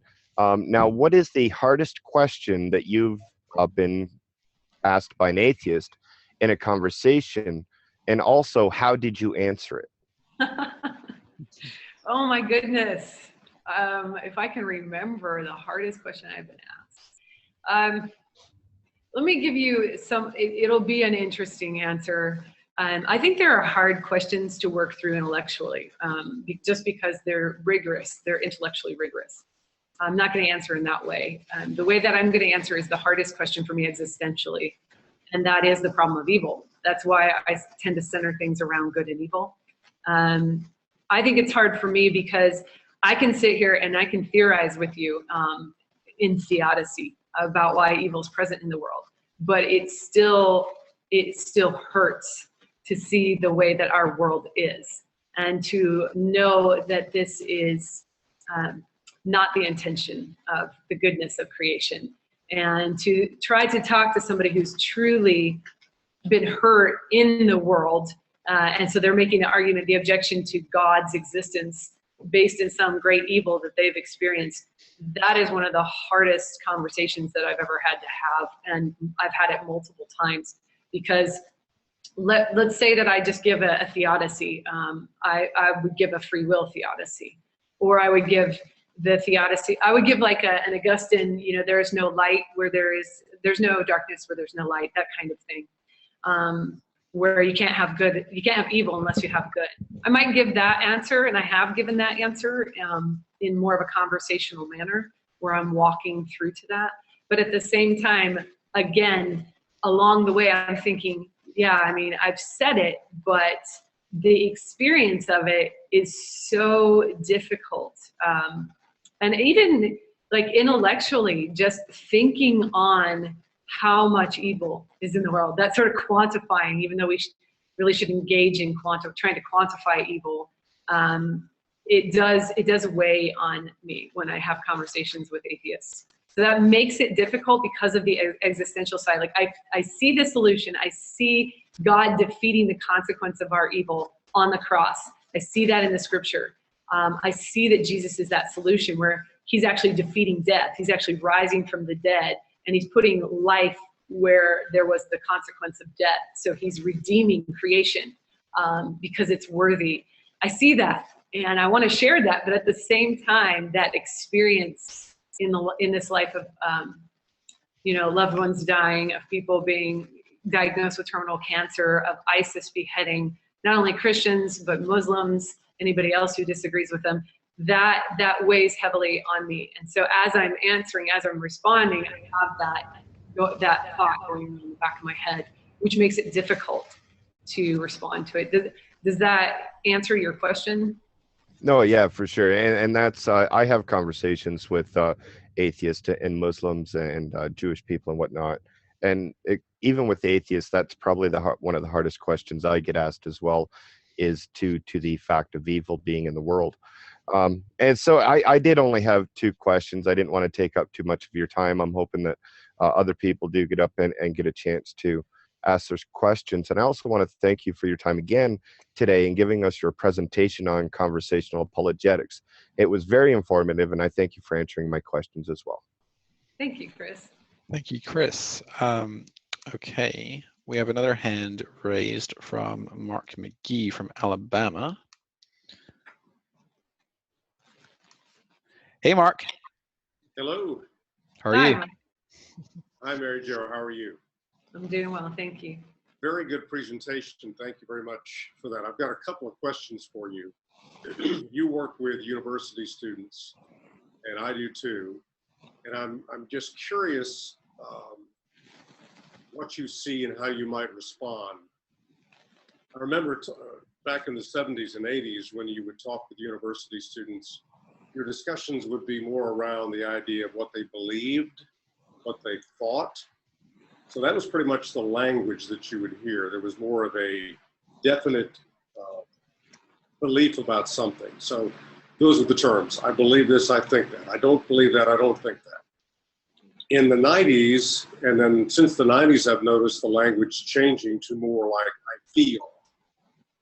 I feel this, I feel that. Less of an emphasis on what someone thinks or believes. So I'm curious, as you talk to university students, young people, how do you deal with that? They kind of, sort of feel things. They don't really take a stand on anything. They just sort of accept almost anything except for Christians. So I'm just curious how you handle that. Ah, that's a good question. Thank you. So I do teach a logic class in which we do deductive reasoning. And one of the things that I have to teach the students, the undergrads, is that we have to use objective statements. And when I tell them that, they don't know what that means, because they do live in a culture that has become very subjective.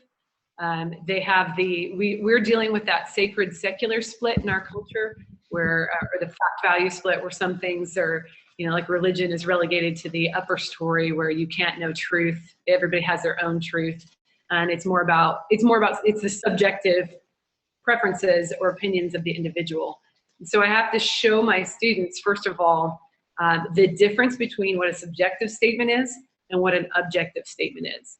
And that right there, just doing that, saying this is what a subjective statement is, you're talking about yourself, the speaker, but you've said nothing about the object, right? So you can feel this about whatever we're discussing, whatever hot topic we're bringing up. You can feel that way, and that can be what, but that's subjective to you. So that means it could be absolutely true for you, but at the same time, be absolutely false for somebody else, because it's about you and your personal preferences, opinions, likes, dislikes. So the problem is we can't argue from those, because that doesn't give us to any kind of truth. Other than that, like I was mentioning earlier, that experience, that existential truth, it's subjectivity. It's just what you feel. So that we can't argue that. I can never prove your feelings. So I tell them if we want to argue these topics in the class, we actually have to make objective statements. And then I tell them that objective statement, I have to describe what it is, that it's about the object. It's not about you or your personal feelings or your likes or preferences. You're saying something about the object itself. Those statements are either true or false. So I have to actually explain that to them. And that seems weird in a day and age when we keep saying things like science is the only way to know truth. I'm raising my kids with logic, evidence, and reason. And yet, at the same time, we're prone to say things like I feel, and wrap ourselves up in subjectivity when it comes to hot ethical topics. So we've got some kind of disconnect going on. And when I talk to students, I've got to show them the difference between objectivity and subjectivity and tell them, now, I actually believe in Christianity because I think it's objectively true. Like, I actually believe that this is the truth about the reality of the universe in which we live. And they look at me with a blank stare. Like, I don't know what you just said. And I'm like, I'm trying to find something that's true for everybody at all times and all places. And I think we have to, that's what we're talking about when we're talking about hot ethical topics. We need to bring the morality down from the upper story and the fact value split and say, there are things we can know about morality. It's not all subjective to the individual.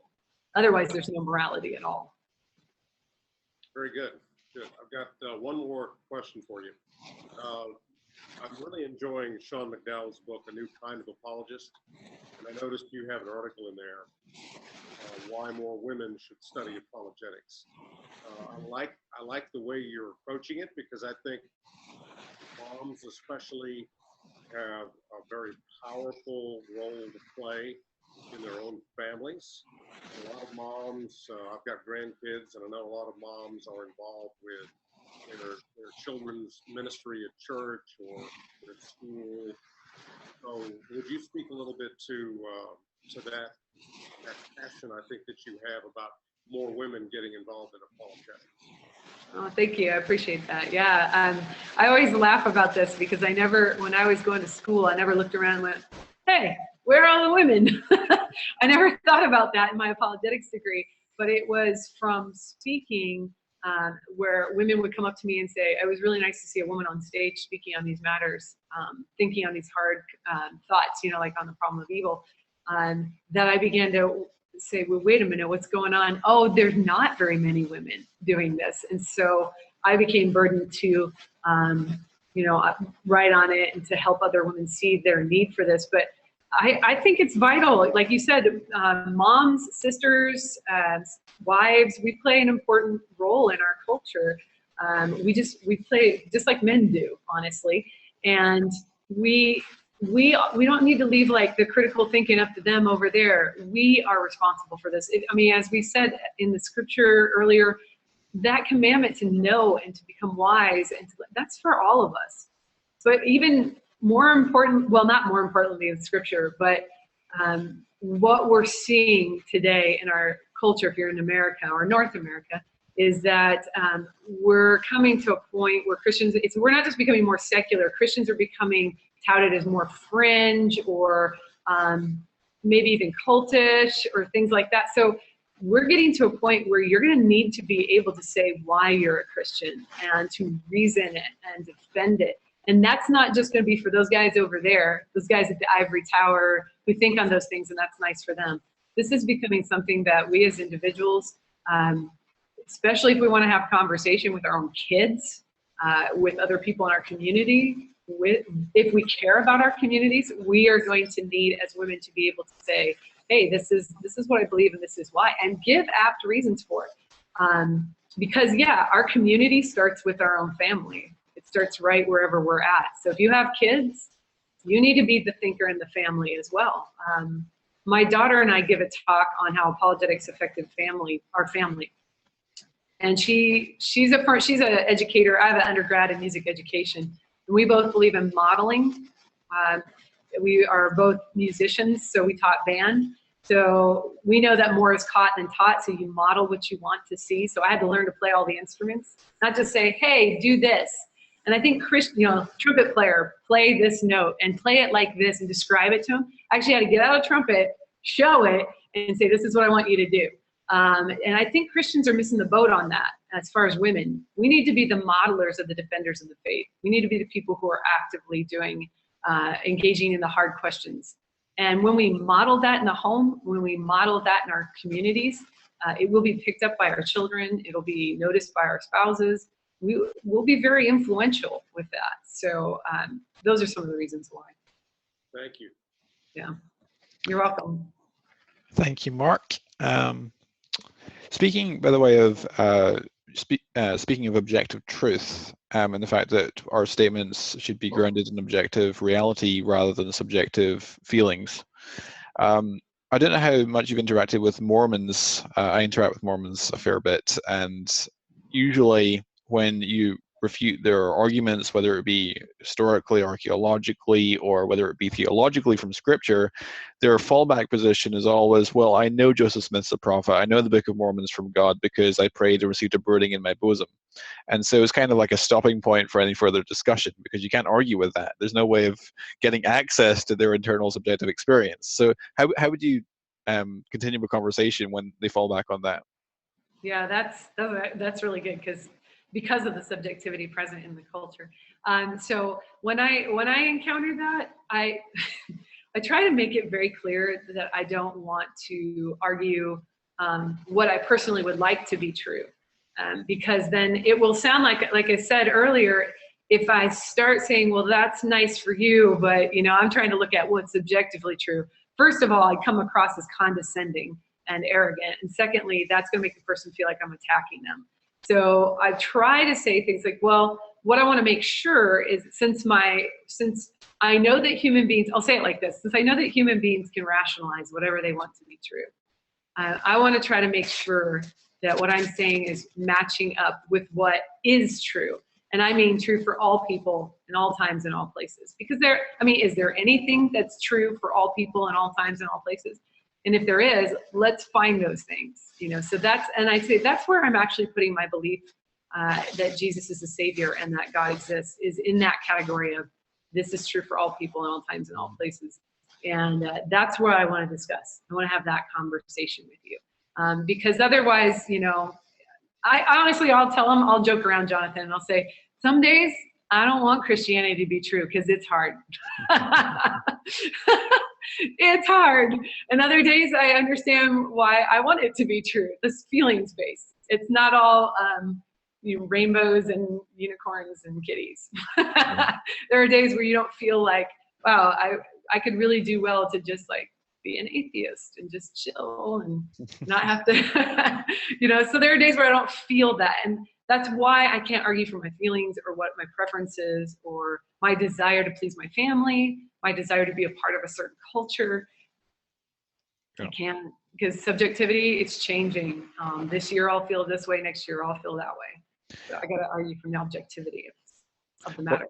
What about when you're talking to someone, as I often do, and you ask them, so what do you believe in relation to God? And they'll tell you their religious background, and you'll say for instance, they're a Muslim, and you ask them, oh, that's interesting. Why do you think Islam is true? And they say, well, that's what my parents taught me. How would you further that discussion? Because if you say, well, your parents' beliefs doesn't really make it true, right? It comes across kind of arrogant and kind of confrontational. What do you think you would say?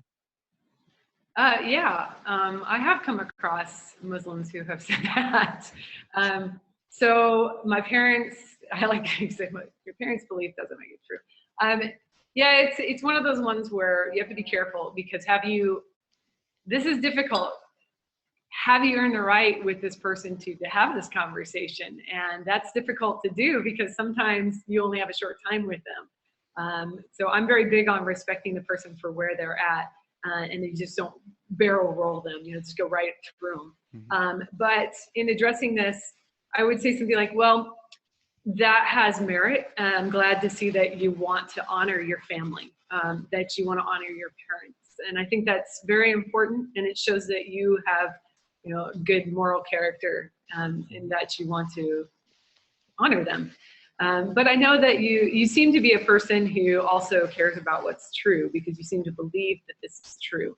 So in that, we know, and then I might enter into that, our parents can be mistaken, we can be mistaken. And so I know that we want to search for what is true. I think at least we want to find what's true. So I want to move the conversation to how we know that Allah is God, and it's not, Jesus. So I want to know how you've gotten to that point. And if they say it was just my family background again, I say, well, at what point do you think you need to investigate these claims for yourself so that it becomes your faith and not somebody else's faith that you're utilizing or that you're riding on? Because that's not really your faith. Then it's just somebody else's. Yeah. So those are the kinds of things that I say. But you're right. That's delicate, because you start tramping around on family background and you're going to come across as kind of a jerk. Ali says, in public, should you take the initiative and stop and speak to people, or wait for them to come to you? As example, Jehovah's Witnesses now appear with stands with literature at busy public places, but really wait for people to approach them. One would assume they must be having more success doing that than by stopping people. Oh, I think that depends on who you are and how you're being used by God. And my husband is extremely extroverted and wants to know everybody in the room. So he'll talk to every single person. And he does so naturally and conversationally and winsomely. So if we were out on the street, and I can do this on the street, if you take me out street preaching, I can stop people and I don't have a problem with that, talking to them. I don't really think there's a should in this case. I think it's this is one of those preference issues where, what do you prefer? Do you prefer to stand there with a sign and let people come up to you? Try that. See how that goes. See how many people you talk to, who engages with you. Then the next time, try to approach people yourself and see how that goes. Because I've done both, and people will come up and talk to me when I'm just standing there, and people will talk to me when I approach them. So I don't think there's a should in this instance. I think it's just what you prefer. I'm just a little more introverted, and my husband's a little more extroverted. So he tends to engage everybody in the room, and I come right along because, you know, that's the way it starts. But when I'm by myself, I'm more of allowing people to engage with me. And then sometimes I feel that prompting that I just need to talk to people. So. I'm not sure how successful the Jehovah's Witnesses actually are with their stands of literature on the streets. I don't really see a lot of people taking their stuff, and they kind of are a bit in your face, just standing there with booklets and everything. I was speaking of Jehovah's Witnesses, by the way, if you read some of their literature that they give out, it's compared to the sort of sophistication we find in Christian apologetics, it's really shallow. Even on their existence of God stuff and this historical Jesus stuff is exceptionally shallow. But I've sometimes stopped Jehovah's Witnesses on the street at their stands to ask them questions about what they believe and why. But I wonder what you think about that, because sometimes it can, because we were talking about in your presentation about being careful for people who are not interested necessarily, or not searching in that way, but are actually just trying to make their opinion known or trying to make their arguments known. Do you think that there's a danger of us doing that, for example, with Jehovah's Witnesses on the streets or at our doors or whatever, when we try to inform them about what the scripture actually teaches and all the corruptions of the Watchtower Bible and Tract Society and so on? What would you say? Yeah, I think you have to search your motives. Why are you out there? What are you doing this for? Is it because you love people, or is it because you love a platform? Yeah. You love a platform, you're doing it for the wrong reasons, and you will come across as strident and arrogant and condescending because you think much of yourself. And this is why we all as Christians need to read Proverbs over and over, because it's a good way to remind yourself of what are you doing, why are you doing it. So yeah, I think there's a propensity for Christians to engage with this, and it can attract people who like to have platforms, and they feel like they have the right to do this because they have the truth, and so they're going to cram it down people's throats. So I don't have a problem. Like, I would go out to Hyde Park, and because that's the kind of location where they give you a platform, Hyde Park in London, and you can talk about these things, and people will heckle you and engage with you and all sorts of great stuff. That's fine. On the city streets, you're allowed to do that. Here in America, you're allowed to leaflet and things like that. So yeah, that's fine. You can do that, but examine your motives. Why are you doing it? And I think if you're doing it out of a great love for people, then you've got a good motive.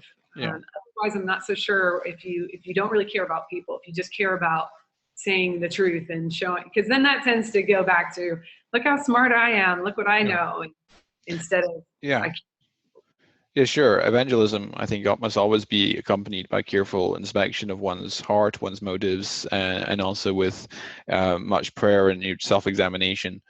I think those are all important aspects of evangelism, that we make sure that we're actually doing it for the love of people. And unfortunately, I see this a lot I do a lot of stuff in the apologetics to Islam field, as you know, and I see a lot of Christians in that field who are just there because they like debating with Muslims. And it's very, very clear from the way they speak about Muslims, from the way that they interact with Muslims, that they're just there to show how intelligent they are and how knowledgeable they are of the material, and how more correct they are than the Muslims are, rather than actually, well, I want to see these people saved and come to know Christ.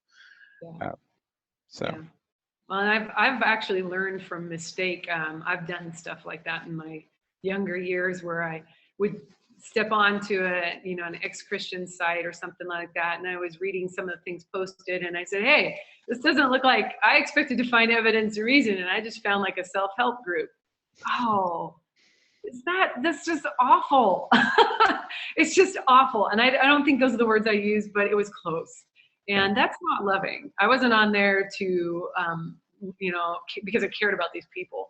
And so that's a lesson that even I've had to learn, that you don't do this for the wrong reasons. Yeah. And unfortunately, apologetics tends to attract people with large egos, and it also tends to, it has a danger of inflating people's egos. Yeah. And then it can lead to a lot of pride and idolatry issues.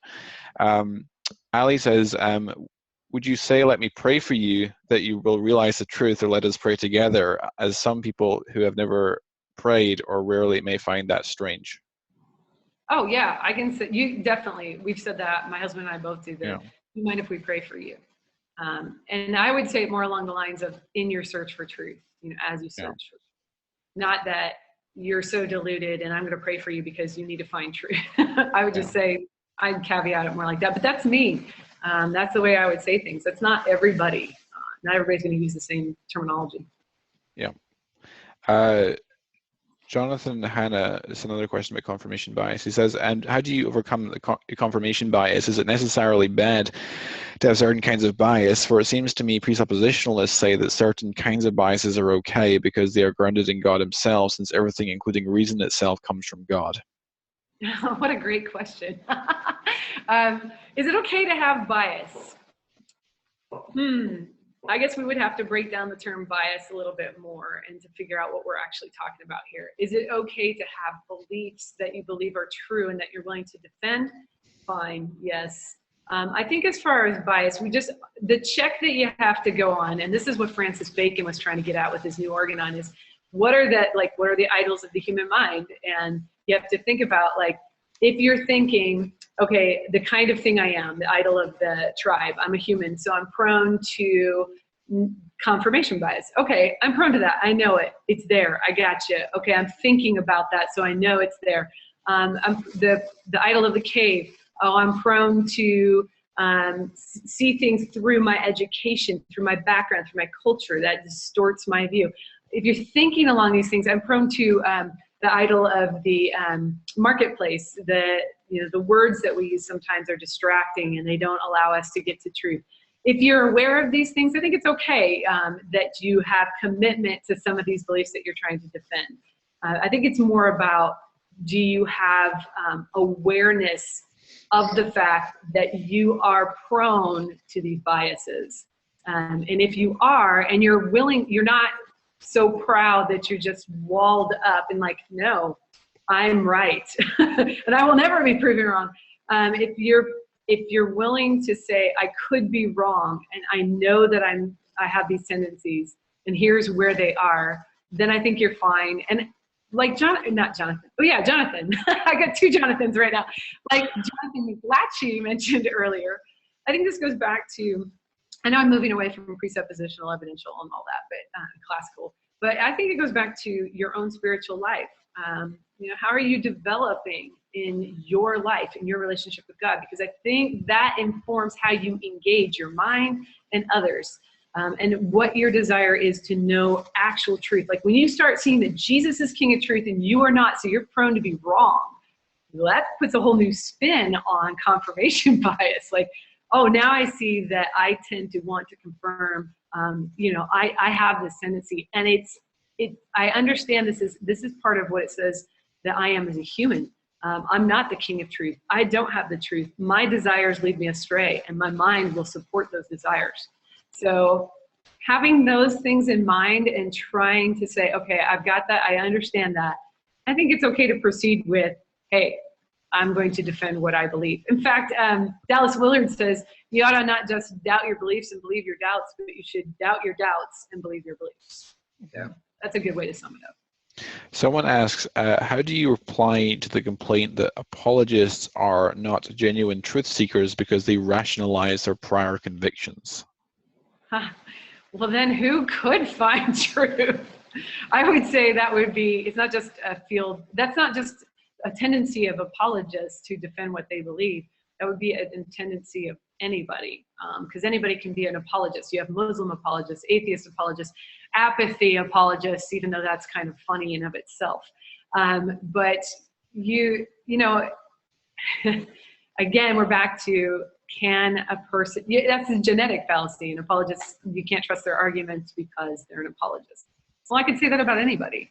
So if you get into that way of thinking, if you take it all the way out and you start reasoning that out to other areas, then you blow up knowledge. Oh, well, we can't find anything at all because you're an apologist, or you're an atheist, or you're a Muslim, or you're a banker, or you're a lawyer. I mean, you would just blow up how you destroy, like, wreck epistemology. So I would say that, you know, in response to that, there you go. That wrecks knowledge if we carry that kind of reasoning all the way out. So we just have to be aware of our biases. Yeah, I'm trying to defend the Christian faith because I think it's true. Well, that's what an atheist is doing. They're trying to defend it because they think it's true. And I think there's emotion built into this, and emotional commitment. And I think that's why Dallas Willard was talking about that. We want to be right rather than want to find truth. Last year in July, I spoke at the Northeast Humanist Group here in Newcastle on the subject of the case for intelligent design. They gave me 45 minutes to present the case for intelligent design, and it was open floor Q&A for another 45 minutes. And when the Q&A rolled around, you could see the audience, there was quite a lot there. The audience were getting increasingly frustrated that they weren't actually able to respond to any of my arguments, because I think they were expecting, you know, kind of the lame sort of stuff that you often hear. And they weren't quite used to a very scientifically sophisticated presentation of the arguments for design. So when the Q&A rolled around and they realized they actually couldn't engage with my material, they started, you know, saying, well, you're a Christian, so of course you're going to say this, and that kind of material. And I was like, yeah, and Richard Dawkins is an atheist, so therefore I can dismiss all of his arguments for evolutionary theory by the same logic, which is, yeah, if you apply standards consistently, then it's a double-edged sword at that point. Yeah, that's why Andy Bannister's book, The Atheist Who Didn't Exist, that's why that book is so great, because what he does is he takes the reasoning from some of these arguments made against Christianity, and he follows them all the way out in these little stories that he tells, if this were true. And so he makes up a story about how this would work out. And you can see where the logic ends up. See, that's the thing that really, really bothers me about the current time that I live in, is that we love to talk about logic. We hate using it all the way to its end. We hate when it shows us up as wrong. You know, Augustine's famous statement, we love the truth for the light it sheds, but we hate it when it shows us up as being wrong. That's a paraphrase from Confessions, but that's the truth. I mean, we're human, and this is what Bacon was getting at. That's why I keep bringing him up. These idols of the human mind that keep us from the truth. Yeah, we engage in a lot of errors in reasoning. That's the first thing we need to recognize. Yeah, absolutely. John Rood asks, how important do you think it is to be confident in the faith to do evangelism? I've struggled a lot with doubt, and I've often felt like I was unable to do evangelism because it seemed hypocritical to be an advocate for Christianity when I'm so unsure of it myself. Is the absence of doubt a prerequisite for evangelism? Well, if I were to go back to the scripture, I would guess no, because you've got Thomas in there who's out talking to people about God, and he seems to have struggled with some doubt in a major way, one that got a rebuke from Jesus. And then we have John the Baptist, who's the prophesied messenger of the Messiah, who's dealing with some issues. There's various commentaries on what he actually is handling. Does he actually doubt that Jesus is the Messiah or not? But it certainly looks that way from his question, and when he's faced with the problem of evil. So what I'm going to say is, I think that I can't give you a scale. Like on a scale of 1 to 10, you should have an 8 in order to evangelize, because there's no such thing. I think what you need to do is to start engaging with the doubts that are actually causing you problems. Engage with those. Start to, you know, and I'm guessing that's why you're on the Apologetics Academy, is that you either already are or that you're starting to do so. So that's good. But engage with them, and then keep talking to people about belief in God through your doubt. There's no reason you can't talk about the big issues of life while you're going through times where you're seeking answers for yourself. In fact, that probably will open up you to think of things in new ways you didn't think about them before, and you'll be like, oh man, how did I never see that? oh, that argument's awful. I never saw how bad that argument was. Or this is a really good argument, and I need to keep this argument, you know, I need to hang on to this and say, yeah, right today I don't feel like very confident in the faith. I don't really feel God's presence or something like that, but I know this is true. I know this.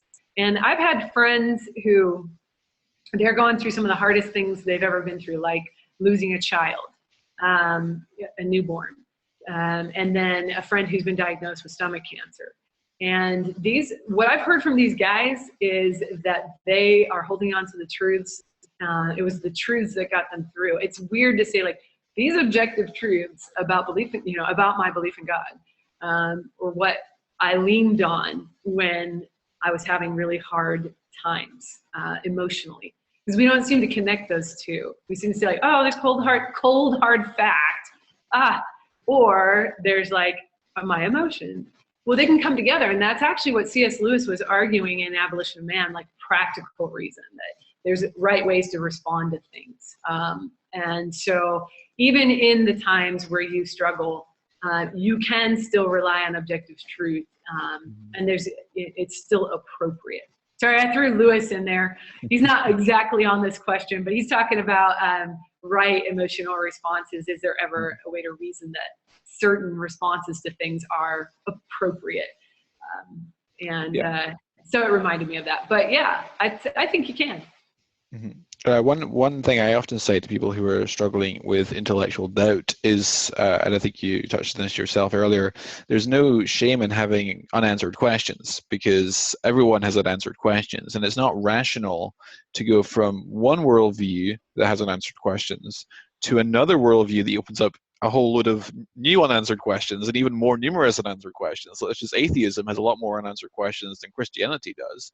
And I think that we often become so fixated upon the objections to the faith that we miss the forest for the trees and miss this avalanche of evidence that shows the gospel is actually true. So there's a lot more objections to non-belief than there are to belief, and we need to get things in perspective. So when I present on the truth of the gospel, I lead with always the positive case and show, you know, the evidence for the resurrection, undesigned coincidences throughout the scriptures, evidence for the divine self-understanding of Jesus, and so on, evidence for Paul's Damascus Road conversion experience, messianic prophecy, and so on. And I use it as a cumulative case to show, okay, now we have a context to sit within those unanswered questions, the more perplexing issues of the faith, such as, okay, why does God allow suffering? Yes, those questions need to be dealt with and answered satisfactorily, but we mustn't lose sight of the fact that there's just this avalanche of evidence that shows us that the gospel is actually true. Yeah.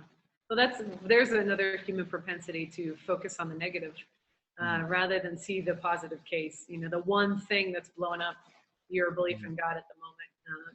You focus on that, you fixate on it, instead of saying, well, what do I know? Let's take inventory. And so that was a good point, Jonathan.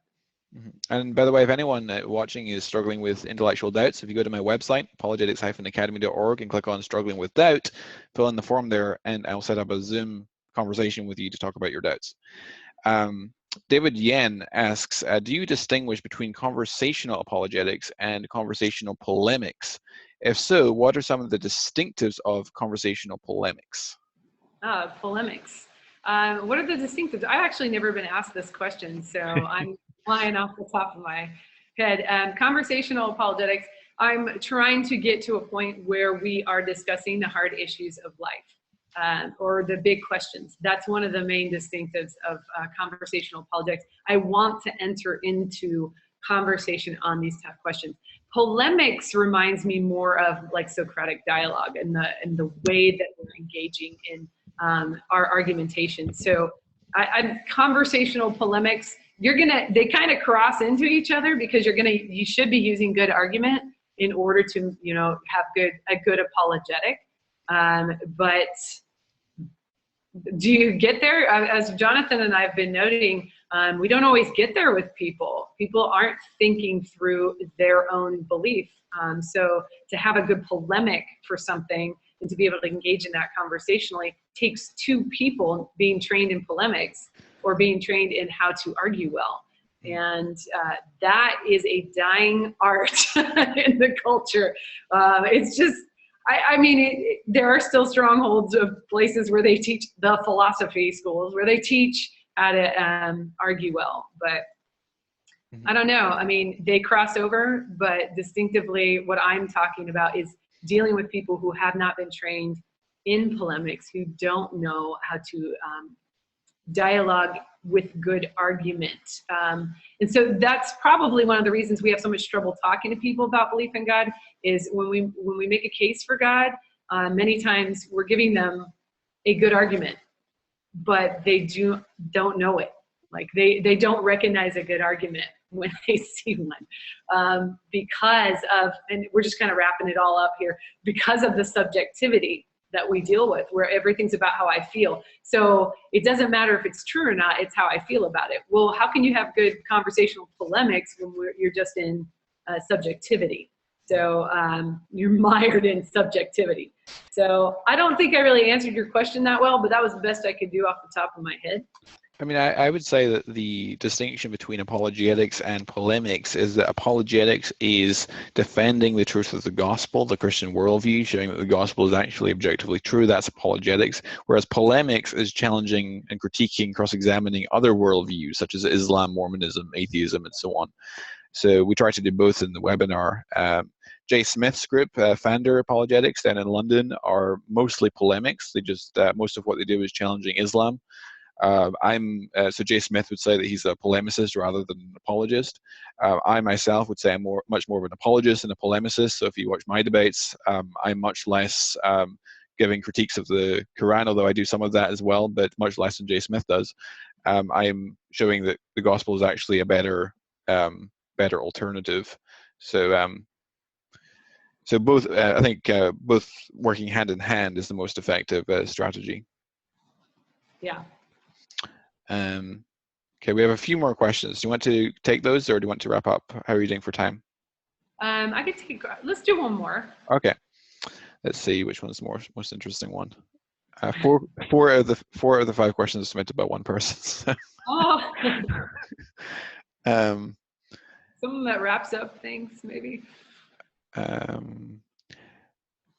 So one about, have you ever interacted with Jewish people? Not much. Okay. There's one about, so someone asked how you'd interact or converse with people from the Westboro Baptist Church. I have not. I would like to ask a lot of questions. Yeah, they were asking how would you speak and witness to someone from Westboro Baptist, apart from hiring a bodyguard to go with you. I think that one's more satirical. Someone asked, Ali asks, if someone says that they have a Bible at home and asks, where do I start or what should I study? How would you answer? Example, start at Genesis, start at Matthew, or here is a link to the Bible study guide. Is giving an entire Bible or even one book of it, John, etc., or a full New Testament helpful? As I would say, many won't read it all, but would read a leaflet or booklet if you give them that. Yeah, that's such a great question. I can tell you how I started. When I was not a believer in God, I had a person witness to me, and he said to me, it was my band director, and he said, when you go off to college, you're gonna have hard questions. I'd like for you to turn to this. And he gave me a New International Version 1-year Bible. So so now I'm more of an ESV girl. That's my version. But the 1-year aspect of it, it gave me readings from the Old Testament, New Testament, Proverbs, and Psalms for every day. So it was bite-sized. I think when you look at the Bible and you're trying to read it when you've never encountered it before, it's going to be hard. The Bible is a very intellectual work. I once had a friend that said, she had a student complain, why are we reading Plato? And she's like, they said, we need to read we need to read the Bible. And she said, why would I let you read the Bible when you don't know how to read Plato? So I love that, because it's a reminder that when we hand somebody scripture, I mean, this is quite a work that we're handing to them. So I would suggest something that gives them a plan. If you're going to give them a Bible, that you also give them a reading plan. And I actually like the Bibles that they are the reading plan. So they don't have to like look at a piece of paper. They open it up day one, go. This is what I'm going to read. I do like that. But I also like John. I like giving them the book of John. Here, read this gospel. Because John is he's quite a theologian. So you start seeing the Trinity. You start seeing him evangelize. I would definitely, that's something that I give. I give the Gospel of John to people to not overwhelm them. So if you want them to experience Jesus Christ, you want to experience God through the written text, John's a great place to start to not overwhelm people. So those are two of my recommendations. I know that's tough because as a person who does apologetics, I want to say, no, they need a study, you know, they need something that explains the Bible's narrative so they don't just get a little piece and then think they know something about the Bible. Because I want them to see salvation history. And that's really hard to do when somebody is brand new. So I recommend giving them something that you are familiar with and can walk through with them. If you don't know them, if you're doing street witnessing, give them something that either has a plan or give them something short like the Gospel of John that they can do quickly and grab onto and go, wow, this is not what I thought it was going to be. Absolutely. Well, thank you so much for coming on, Mary Jo. It's been a real honor to talk to you. Thank you, Jonathan. I really appreciate what you're doing here with the Apologetics Academy and bringing people on and just getting this information out there. So it's so important. So thank you. Well, thank you. Thanks for coming on. And I'll email you the YouTube recording when I have it up, which will probably be early this week. All righty. Thank you very much. All right. Take care. Bye. Bye-bye.